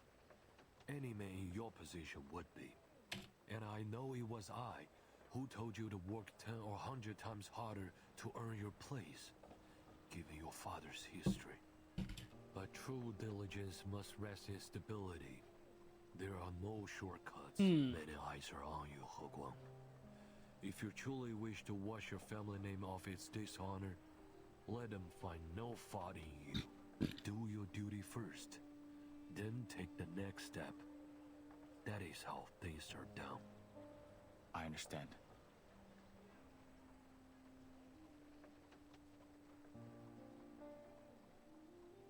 He keeps his face down, averting his commander's stare. Li Hufeng thinks for a moment and clears his throat. Your father disgraced himself when he threw his lot in with those bandits. But that does not mean you will follow his path. You must not let the whispers of others shake your heart. Do you remember why I recruited you? Because I saw a young man with integrity and conviction to truly protect people. I still do. Li Hufeng pats the young officer on the shoulder, then returns his hand stiffly behind his back. He Guang, your future is bright. Work hard and you will surely rise to the top. And your family name will be cleared. Awesome. Understood. Falls asleep in the kitsune tail?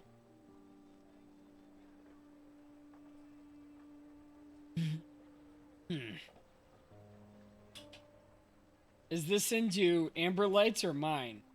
I have other matters. I guess amber lights. Think carefully on my words. I will, Commander.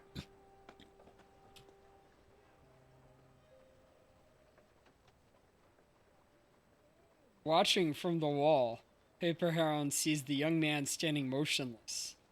For a moment, he seems so stiff that he could be a wood carving. The other one's Amber left. light, of course. What's he waiting for? Suddenly, Cheng Hungguang lifts his foot and kicks a pebble away. Who's there? Winnie? Meeting the sound with calm and precise motion, he summons 100 leaves that circle the mule. In that same instant, they take on a fearsome steel glint. Uh-oh. You go ahead, Mayfly. I can't leave that stupid mule behind. She picks up Mayfly's paper form with her left hand. With her right, she makes a gesture to break the incantation, then breathes a soft puff of air that sends her floating away. Paper Heron watches as her friend drifts out of reach, leaping to the top of a nearby elm and hiding among the leaves.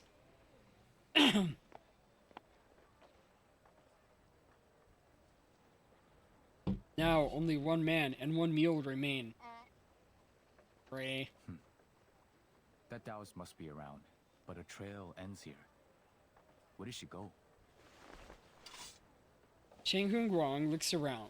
He feigns an attack on the mule, but stops mid-gesture as he catches a ripple of air from the elm tree above him.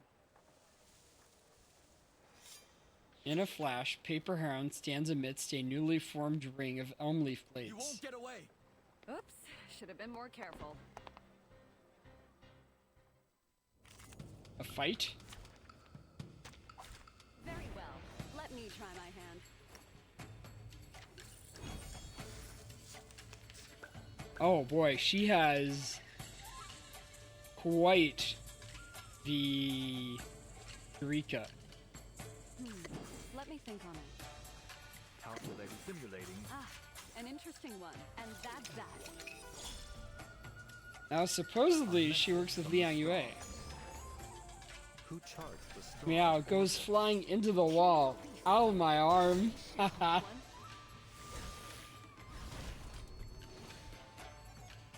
That was barely a fight.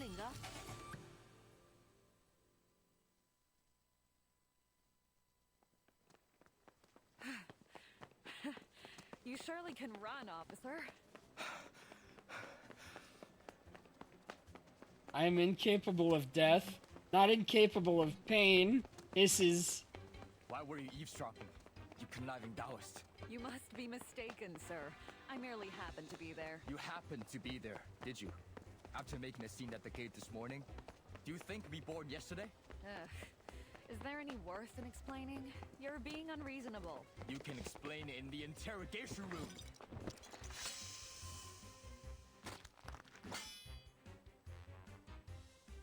Paper Heron jumps onto the roof and seizes a straight, even branch, blocking an attack from behind. Hey, hey, hey! Your blade's sharp. I might have been hurt. My blade is no threat to you. If you've nothing to hide, stop this now and follow me to the Yamen. Very well. On one condition. What? At that, Paper Heron's eyes light up as she launches into an eager explanation. My mule's been limping since it twisted its ankle in the mountain. Could you teach it how to run? I think, with a little training, you can make a champion out of it. You! Chief! Chief!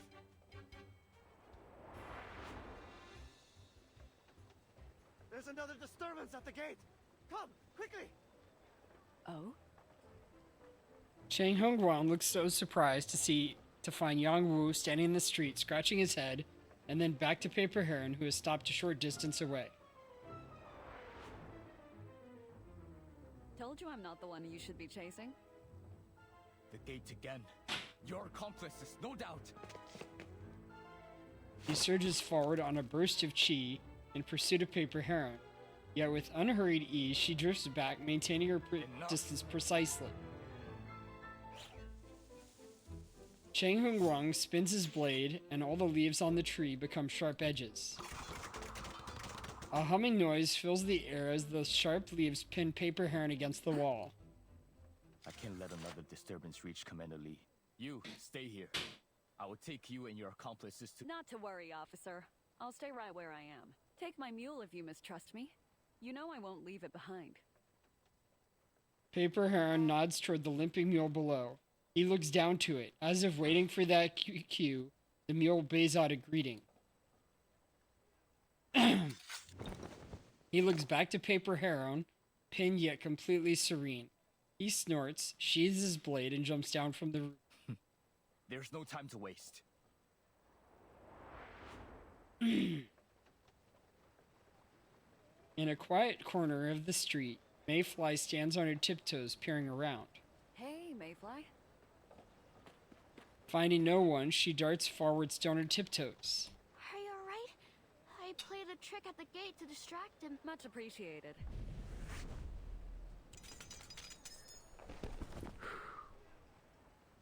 Wow. You blew those off like dust.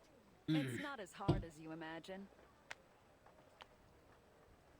Paper Heron stretches while Mayfly watches the leaf blades fall in a clatter. A hint of envy shines in her eyes. I knew you'd work things out. Your mastery of Arcanum is truly amazing, even if you lose your way sometime. I wish I could be like you.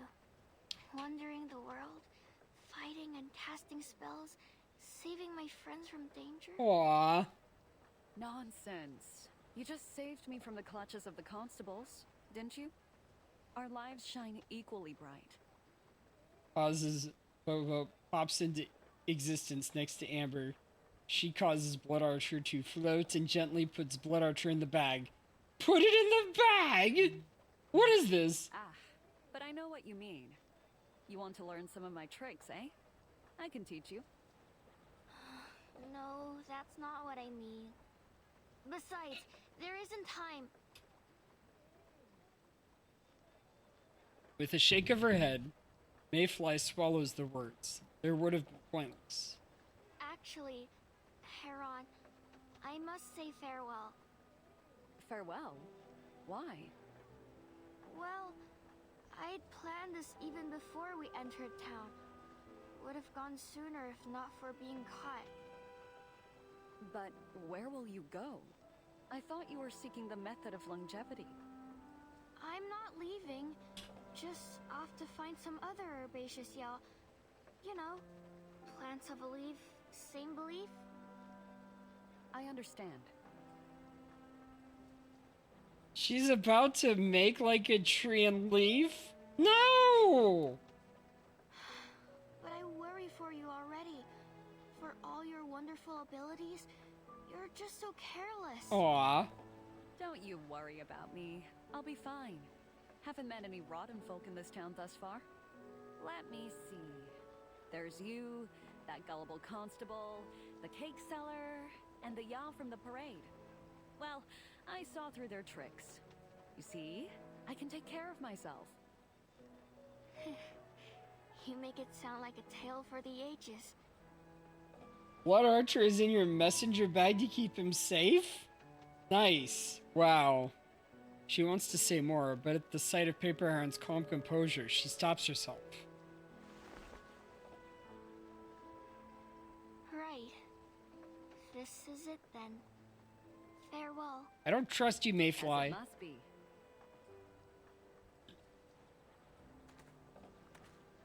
Giving a wave goodbye, Paper Heron turns back with a whistle and her mule trots behind her. In the sunset, their shadows cast long and thin.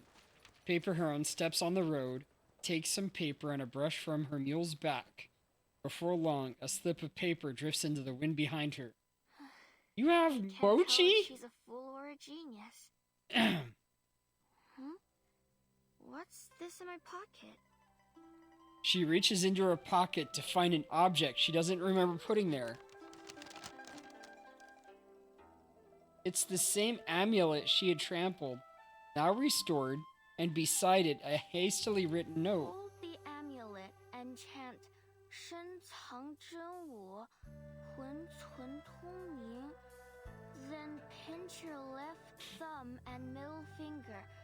That will deceive the reversion bell. No cultivation needed. When did she... The warm orange light of sunset bathes Yu County. Against the busy evening's traffic, Paper Heron leads her mule. We're back to Mayfly as she waves once again.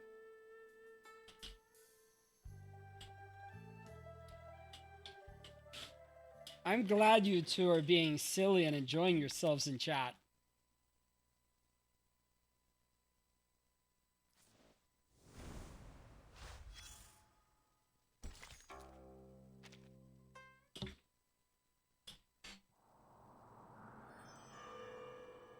A few more chapters, and we'll probably hold off until Sunday. I'll be gone on Friday and Saturday for visiting my parents. Around the noisy opera stage, bright fish and dragon lanterns dive amidst the crowd, as if breaching out of a living ocean. A small cup of matcha. I appreciate it. The festival is reaching its busiest hour. Sigh. Where should I go now? I'm all alone. So tired. So hungry. Not a win to my name. Candy, where are they? Surely I'm not the only herbaceous Yao in town. Am I?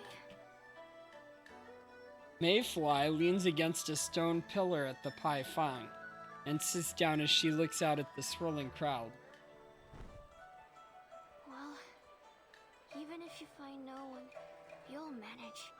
You're a reed after all. You can take root anywhere and let the earth feed you. Aww. Such generosity from Amberlight to all in chat.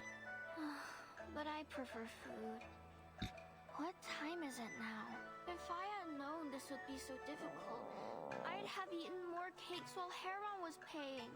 At least then I wouldn't be here listening to my stomach growl. If only I were an immortal. I'd never go hungry again. I'll bet their elixirs must taste better than any river water.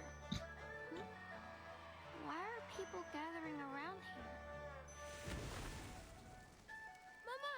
It's the Iron Flower fireworks! Can I see? Can I see? Fireworks. Gone in a moment.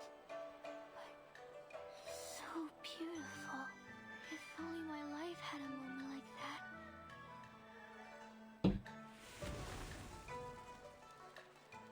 Youngwoo, what are you smiling about? Aww. Iron Flower fireworks. So beautiful. 独六, Yangwu, get your men into position. Keep your eyes on the stage. This is where the immortal was supposedly arrive to grant longevity. If something happens, I need you all at the ready. Is it gonna be Paper Heron? Happy kitten noises. Chang Hogwang stands on an elevated platform, looking down over the happy fairgoers with an unmatching expression, too dark and serious against the joyful night. But the opera doesn't start for a while yet. What's wrong, Chief? You're looking more serious than ever.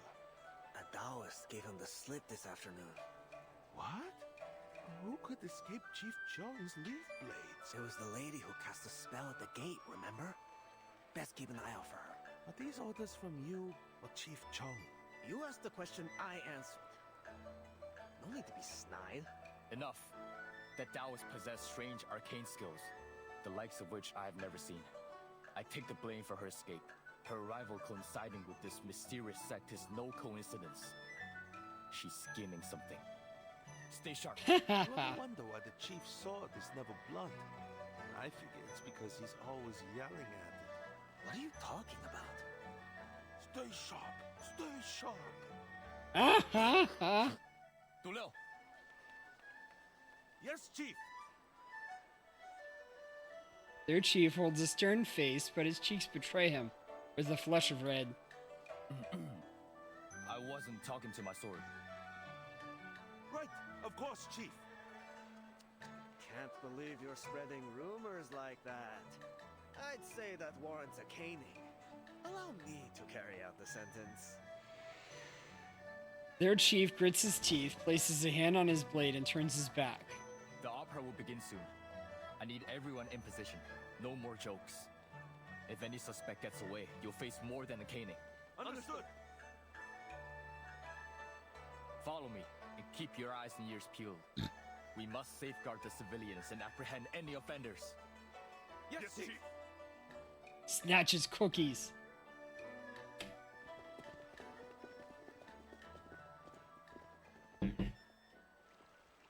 Night falls, lanterns dot the river. More black awning boats appear, one each festooned with candles. Mama, look! There's little man dancing on the candle! Don't be silly. That's just the candlelight flickering.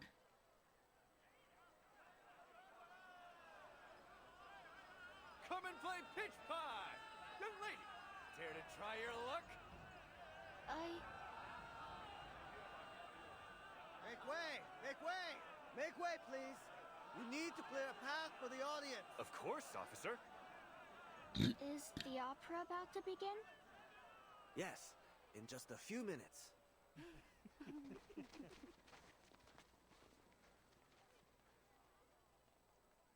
Laughter and chatter follow in as a group of men and women pass Yangwu. Those are the y'all I met at the cake stall. Come join us!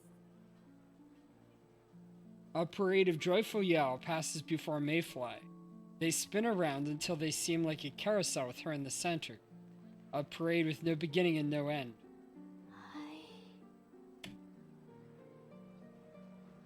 Entranced by the sight, the procession sweeps Mayfly off her feet, carrying her away as if caught in the current of a flooding river.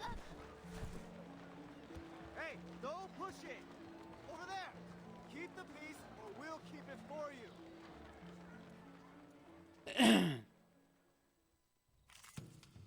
A battle. There is time still to avoid this fate.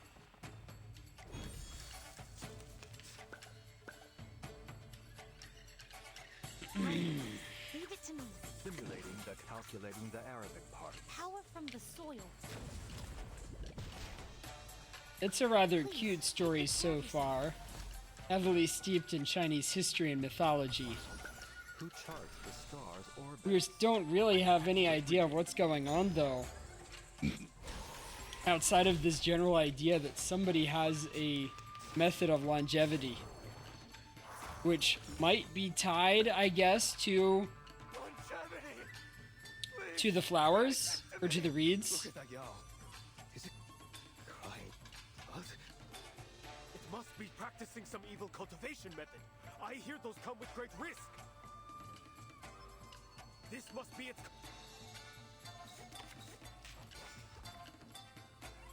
Simulating the Chaldean. Your punctuality is appreciated. Schedule confirmed. A message from the stars. Right on target. Nice. Gives little backpack to Blood Archer with food, a little tent, and a little sleeping bag. Very cute.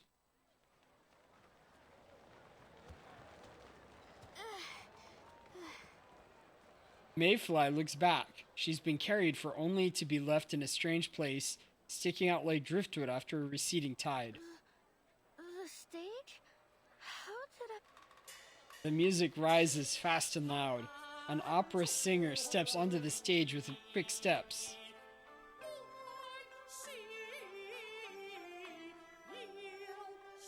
The singer's melodious voice captures the crowd in a sudden rapture. This is... Legends of Hanta? The singing reaches the far end of the stage where Cheng Hong and his men stand eyeing the proceedings suspiciously. Legends of Handan? How could they choose this of all operas with these rumors going around? What's it about, Chief? Shang's hard stare conveys his disdain before his words confirm it. It tells the story of a son who was guided into a dream by the immortal Li Dongbian. There, he experienced life as an official in the imperial system. He found enlightenment once he awoke and became Liu's apprentice to pursue longevity. Ha! No wonder you're so shook up over it.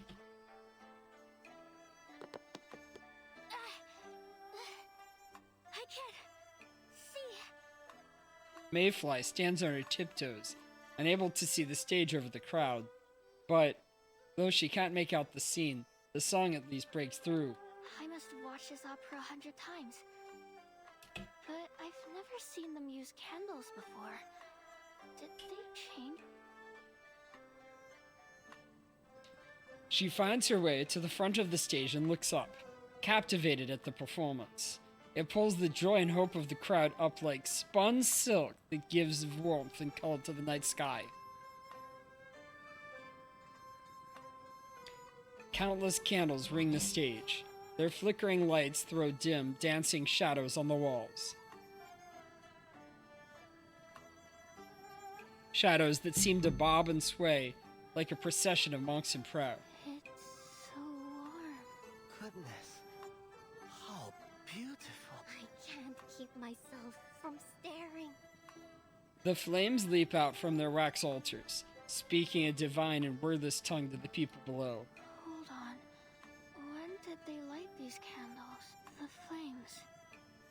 They're whispering something. The small lights sway beneath the night sky, alternating between bright and dim. They become a hypnotic flow for those watching but they cannot turn away from.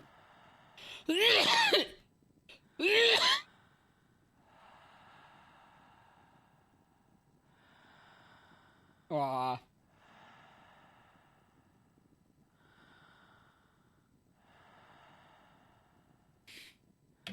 Yes. I can hear them. They're saying...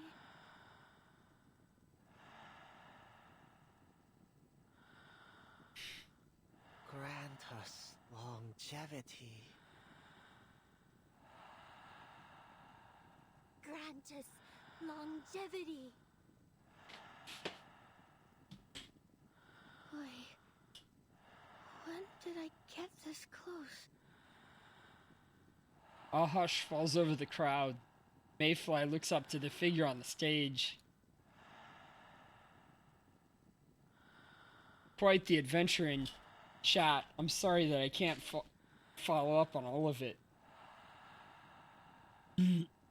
The warm light shimmers. Hearts beat in time with the swaying shadows. This stage feels as if it were instead a refuge, a bastion of light and song calling out to those who might approach it. Under the cover of night, under the gaze of many hundreds of eyes, 100-fold stages rise. Yang Wu, where are you? Using the candlelight to conjure illusions. Avert your eyes. Haha.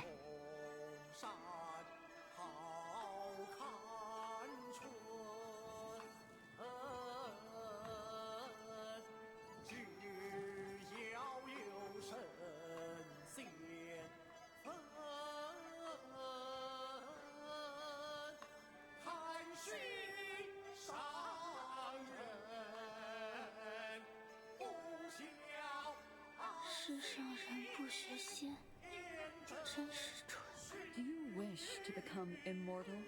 Huh? Heron? Heaven and earth bear the essence which forms all life. I shall live as long as the sun and the moon shine.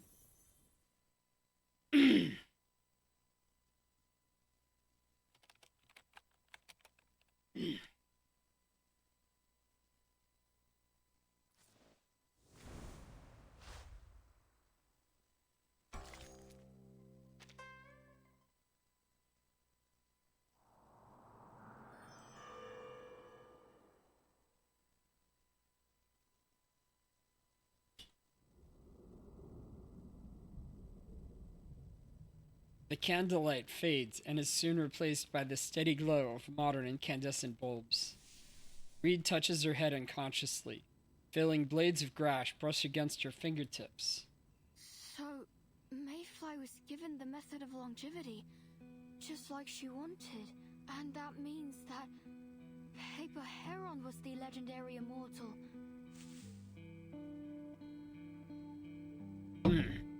As if a reminder, another blade of grass trembles down at her touch.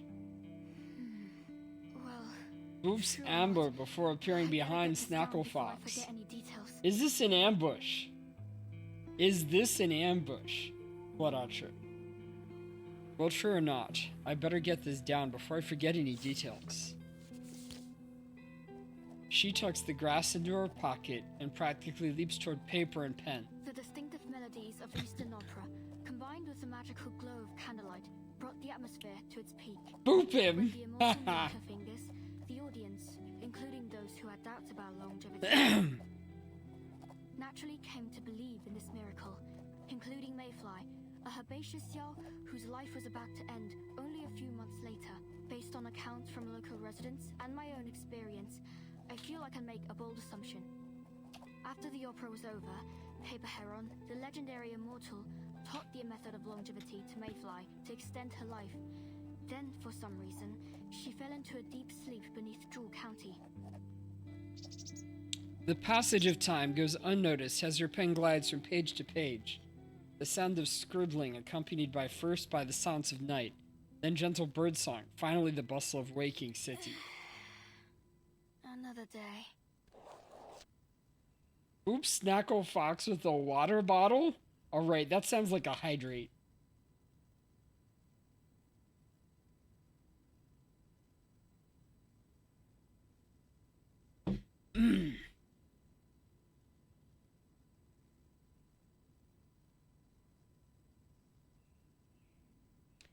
One more square in her calendar is crossed out. Usually, she would leave a detailed journal of her day, record for her next iteration. But today, she lays her pen rest. Maybe I won't need to leave a note for the next me this time.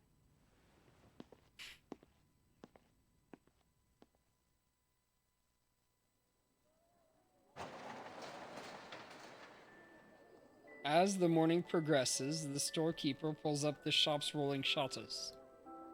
Waiting outside, aside from the morning breeze, is a familiar face. You're up early today. Did you get enough sleep? Oh, and I was so busy last night. I forgot to give you your change. Hold on. Let me unlock the door first. Oops, Knuckle Fox and head scratches. Sleep, Schmeep. My article's almost finished. All I really need is a computer. Oh, sorry, I got a little overexcited. I meant, would it be possible to use one? Oh? I can see that. Go ahead. You can use that one. You know how to turn it on. Reed takes a deep breath before typing the words she spent the night planning.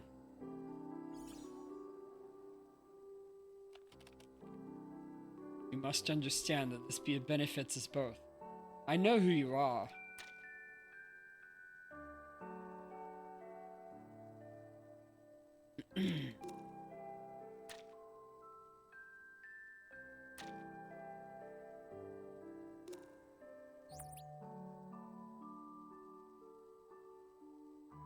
The odd pace of the typing draws the storekeeper's attention. Trying to put a hole in my mouse? Or is the network down? Huh? Oh no, the network's fine. It's only then that she noticed her whole gnome has gone arm from the speed of her typing. Has anyone else come by recently? No, you're the only one. But I'll keep a spot open for you. Don't you worry. Oh, thank you. The frantic typing resumes as soon as their conversation ends.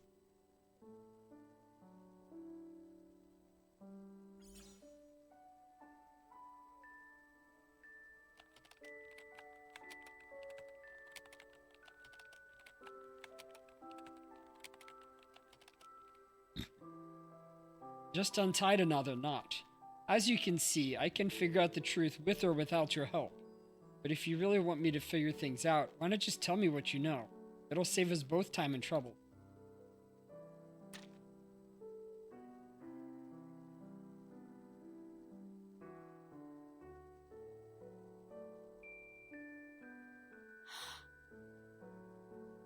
Maytree. Bluffing doesn't work on me, but if you want to see me, come to the Maytree in the old garden.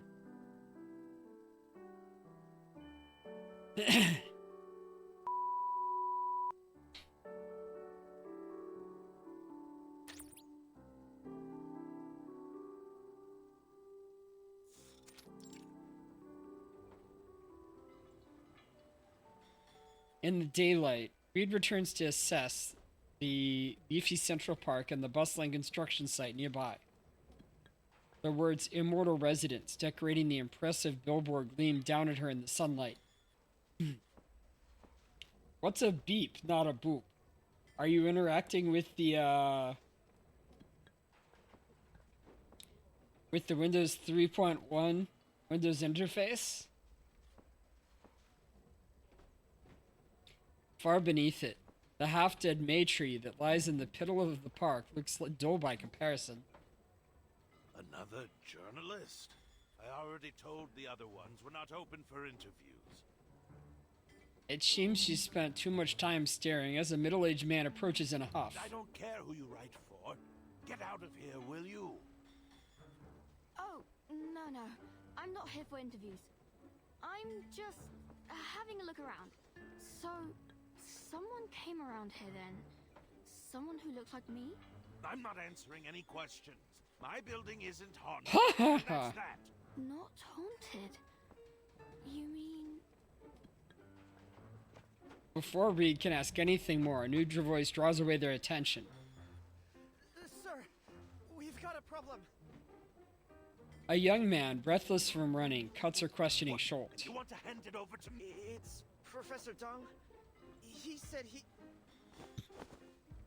The property developer pulls his arm, gives a polite nod to Reed, and walks aside. Half a minute later, Reed hears shouting. Would you listen to yourself? What do you mean they were eaten by monsters? Professor Dong said he found this in an ancient book. Should we just ignore him? Damn him and his book.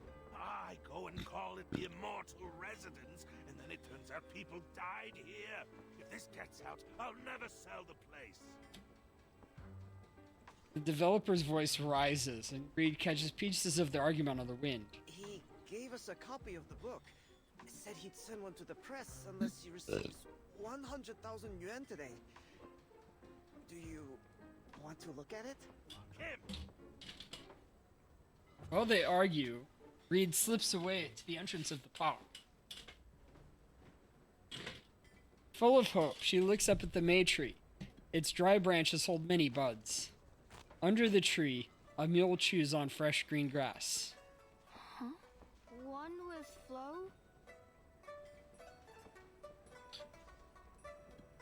She calls out to the mule, not entirely convinced by her own conclusion. Winnie. The mule turns to flee. Reed immediately takes notice of the familiar pack, one she knows she's seen before. Traveled with Paper Heron wherever she went. Wait! A strong wind blows. The rustling leaves drown out the mule's trotting hooves. A pale page falls half a step before her. At the time, the sun and moon hung together in the sky. The earth split in two at the gate of the School of May, opening a rift miles long that stalled souls. When the governor had it investigated, they couldn't find a single human, dead or alive. Only clothes, dead plants and animals. Many believe the phenomenon was caused by the Earth Dragon. It's not just the records that surprise her. Where the page fell, the wind spins in midair, leaving her to a precise spot. Another wind notch. Only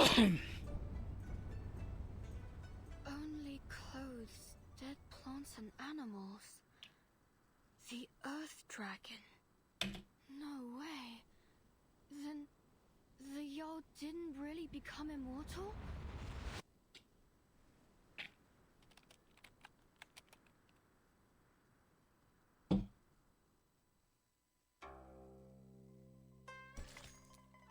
Maybe we'll finish up after here. That sounds good.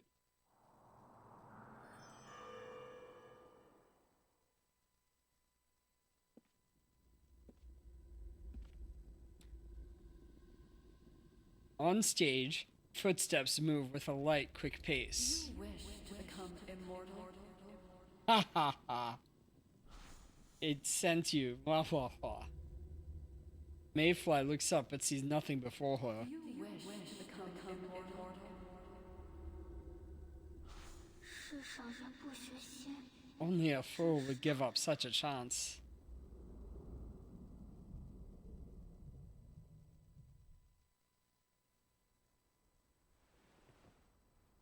Huh? Where am I? Mayfly sits up from a comfy bed and looks around. This place is so luxurious. She jumps to the floor and looks around the room, curious about her new surroundings. The bed's soft, and this blanket's so light and warm. What a strange dream I had. But, my, do I feel rested. I'm brimming with energy. I haven't felt this good since autumn. With strengths like this flowing through me, I could till a whole field all on my own. That vase is almost as big as me. But I bet I could lift it. She finds herself standing in front of the vase in the corner, excitedly stretching out her hands to measure its height and width. Hello, Mayfly.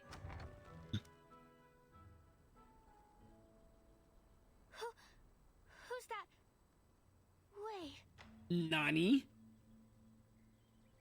Paper Heron?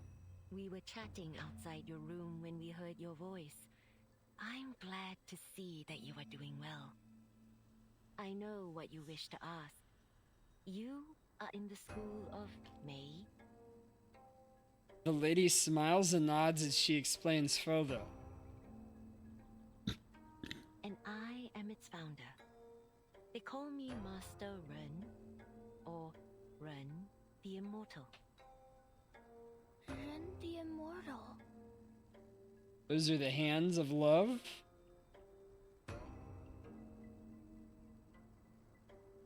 Then you must be the immortal everyone's been talking about. Please, Master, teach me the method of longevity. Another young soul looking too far ahead to see the truth before them. The immortal you seek is standing right in front of you. But it isn't me. In fact, I was one of her students. What? Mayfly shifts her focus between Master Ren and Heron before resting on the more comfortably familiar face.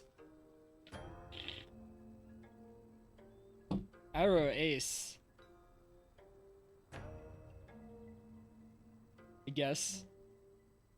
Saying nothing, Master Ren smiles and follows Mayfly's gaze to Paper Heron. Heron? You mean she's the immortal? Nani? Paper Heron stirs the sweet soup in her bowl. The white sugar has sunk to the bottom. I'd prefer if you wouldn't call me that, Mayfly. Makes me feel as though I'm covered in ants. But how can that be? Do you recall the evening past? Last night, I was pushed out on the stage, and then... Precisely. It was then that Paper Heron held the longevity ritual for you. You fell into a deep slumber for the rest of the night. How do you feel now? I feel refreshed, energetic, alive. Then I've gained longevity already? No. This is but the first step. Master Heron altered the flowing pattern of your chi to imitate that of the way, laying the foundation for true longevity cultivation. Okay. But this alone will not extend your life. To achieve true longevity, one must cultivate it through the method of our school. Worry not. I will be your guide. I see. No, wait. Haha. Mayfly looks puzzled. She counts her fingers, as if attempting to follow the logic to its conclusion. Paper Heron, if you're Master Ren's master and the founder of the School of May, then you knew all along? You were just pretending? Then you lied too! You know, I felt so guilty about leaving you behind! I didn't deceive you. I had no inkling that it was Ren that you sought. I only learned of her ritual on the stage at the last instant. I took her place as its officiator as a bit of fun. But I looked quite splendid up there, don't you think? Didn't you notice it was me? At this pleasant thought, Paper Heron spooned some of the sweet soup into her mouth. So, it was you who slipped the amulet and the note into my pocket. Of course. I hadn't cast that spell for some time, so I thought I'd seize the opportunity to give it a spin. Ah, why the glum look, eh? Our performance was a great success. Y'all have joined the school in spadefuls. You're here for the method, not your magic trick. Sight me down. You're the immortal. How could I say such a thing? Before Mayfly can finish, hurried steps outside cut her off. The footsteps stop at the door, followed by whispers and the rustle of clothes. Suddenly, a short, plump hedgehog and a yam with a fluffy head peek out from behind the door. Then a gray rat, a shrew, and behind them a whole parade of other Yao. Immortal! Please, forgive our intrusion. We're here to see you, and our new schoolmate. Aww. Grandmaster, our greatest thanks for these artifacts. We've brought a token of our gratitude. Though it's not so valuable, I hope it will suffice. Oh, think nothing of it. Consider it a gift from your Thank you, Grandmaster. If it's not too much trouble, could you teach us the spell you used on the stage last night?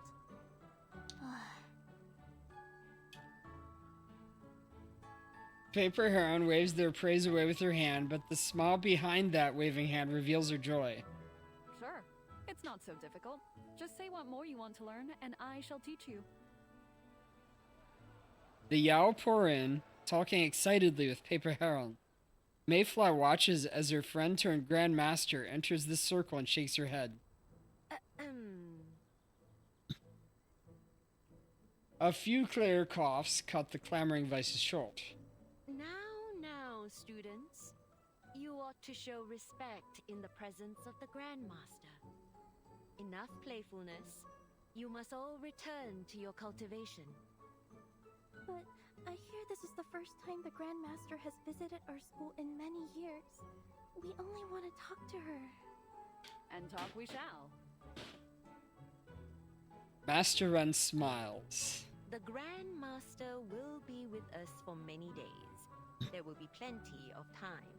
For now, we ought to consider our newest schoolmate. You need some time to settle in. Isn't that so, Mayfly? You have just received the ritual.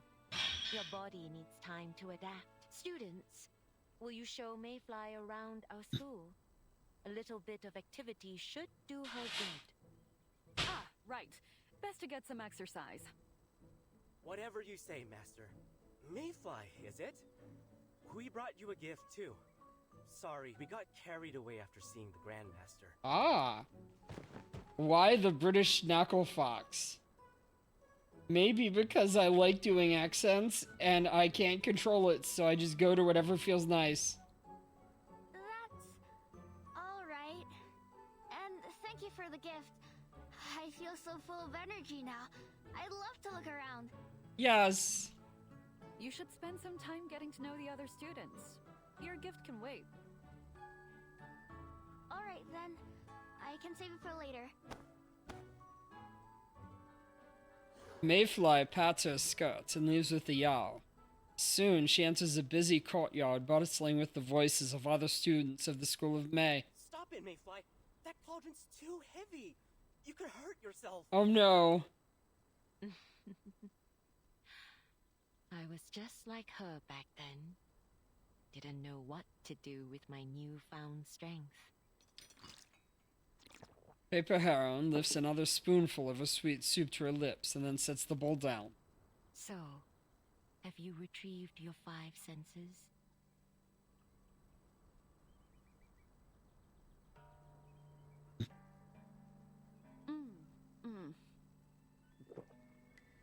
Master Ren nods and waits for Paper Heron to swallow. No, it's become worse. Even clear soup is practically tasteless to me now. But enough about that. We have more important things to discuss. My divination suggests that Lan Zhu is waking. I have observed Gives Blood Archer many omens with the around mouse world. toy. How kitten do you take me for? Birds migrating north. Withered grass blackening. Erelong, Lan Zhu will awaken. Unlike other Xiandao beasts, Lan Zhu is not under Zhenzi's control. The quake it wrought brought great suffering to the Huanzhou region. The White Horse School once fought it, and I among them. Yet, we could only force it into a long slumber, until the Wei bestowed on us 2 swords of longevity, allowing ordinary students to control the Qi of yin and yang in order to pacify Lan Zhu. Impressive. But then...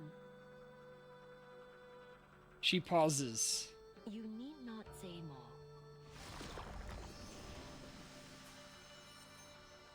Master Ren draws an array in the air. It glows gold for a moment, then fades as a white sword appears. Paper Heron stares intently at the sword.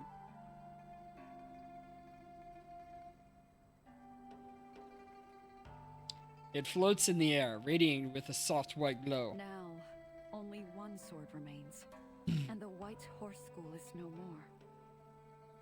Her hands shake as she grips it, as if she were holding it too tightly.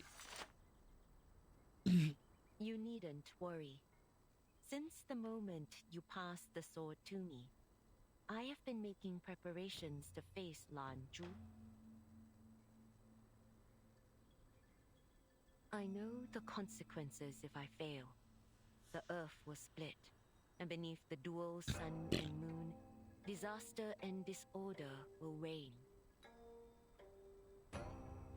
Zhu County, all of Huanzhou, will shatter, causing untold devastation. What That is why I happening founded the in School my of chat? Unending, What is that? to gather strength in numbers. Though I wield the last sword of longevity, if it should fail, I have prepared a quelling array, but I will need their strength to help me activate it. Oh. Do I surprise you? Paper Heron looks around the room and answers with a sigh. Ah, no. It's just, you were but a little Yao when we first met beneath that tree. Look how you've grown. A Yao's life is shorter than most. We must make every day count. I'll say. You entrusted this task to me, and I will do all that I must to finish it. I will allow nothing to get in my way, not only for the sake of the school, but for the sake of everyone in this land. She sees Ren smile.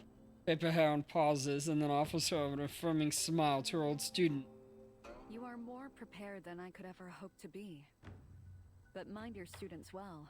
I should not like to see your school meet the same fate as mine, eh? I will stay here until the task is done, and intervene if need be. Master Ren replies with a solemn nod. Grandmaster, you gave me a second life and the sword of longevity. I owe my life to you. I swear I will Turns into an complete this owl and mission, flies off. no matter the cost. The true For British you nature. And for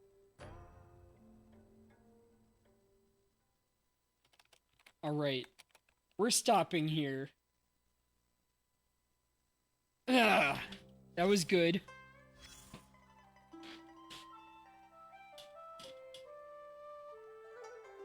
We're gonna do a raid. Find a good reverse 1999 stream to raid into.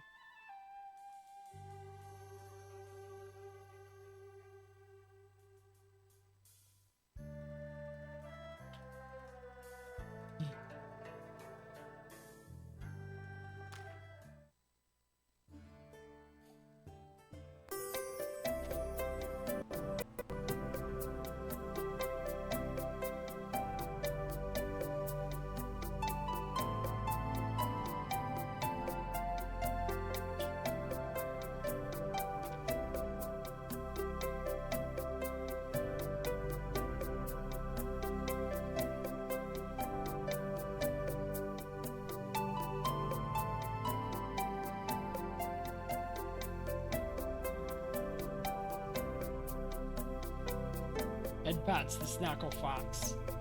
We are going to be looking for reverse 1999 streams to raid.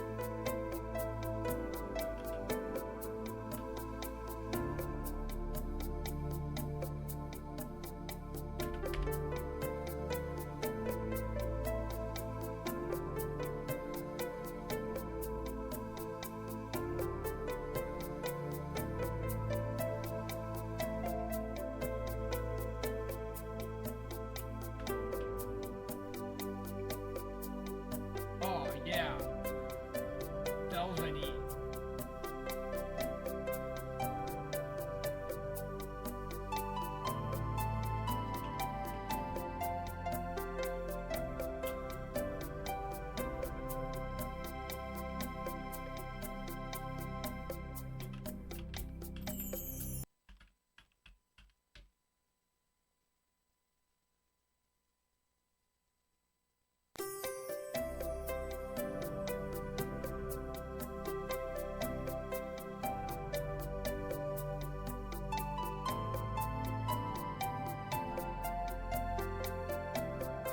We've raided her before, and she's very sweet.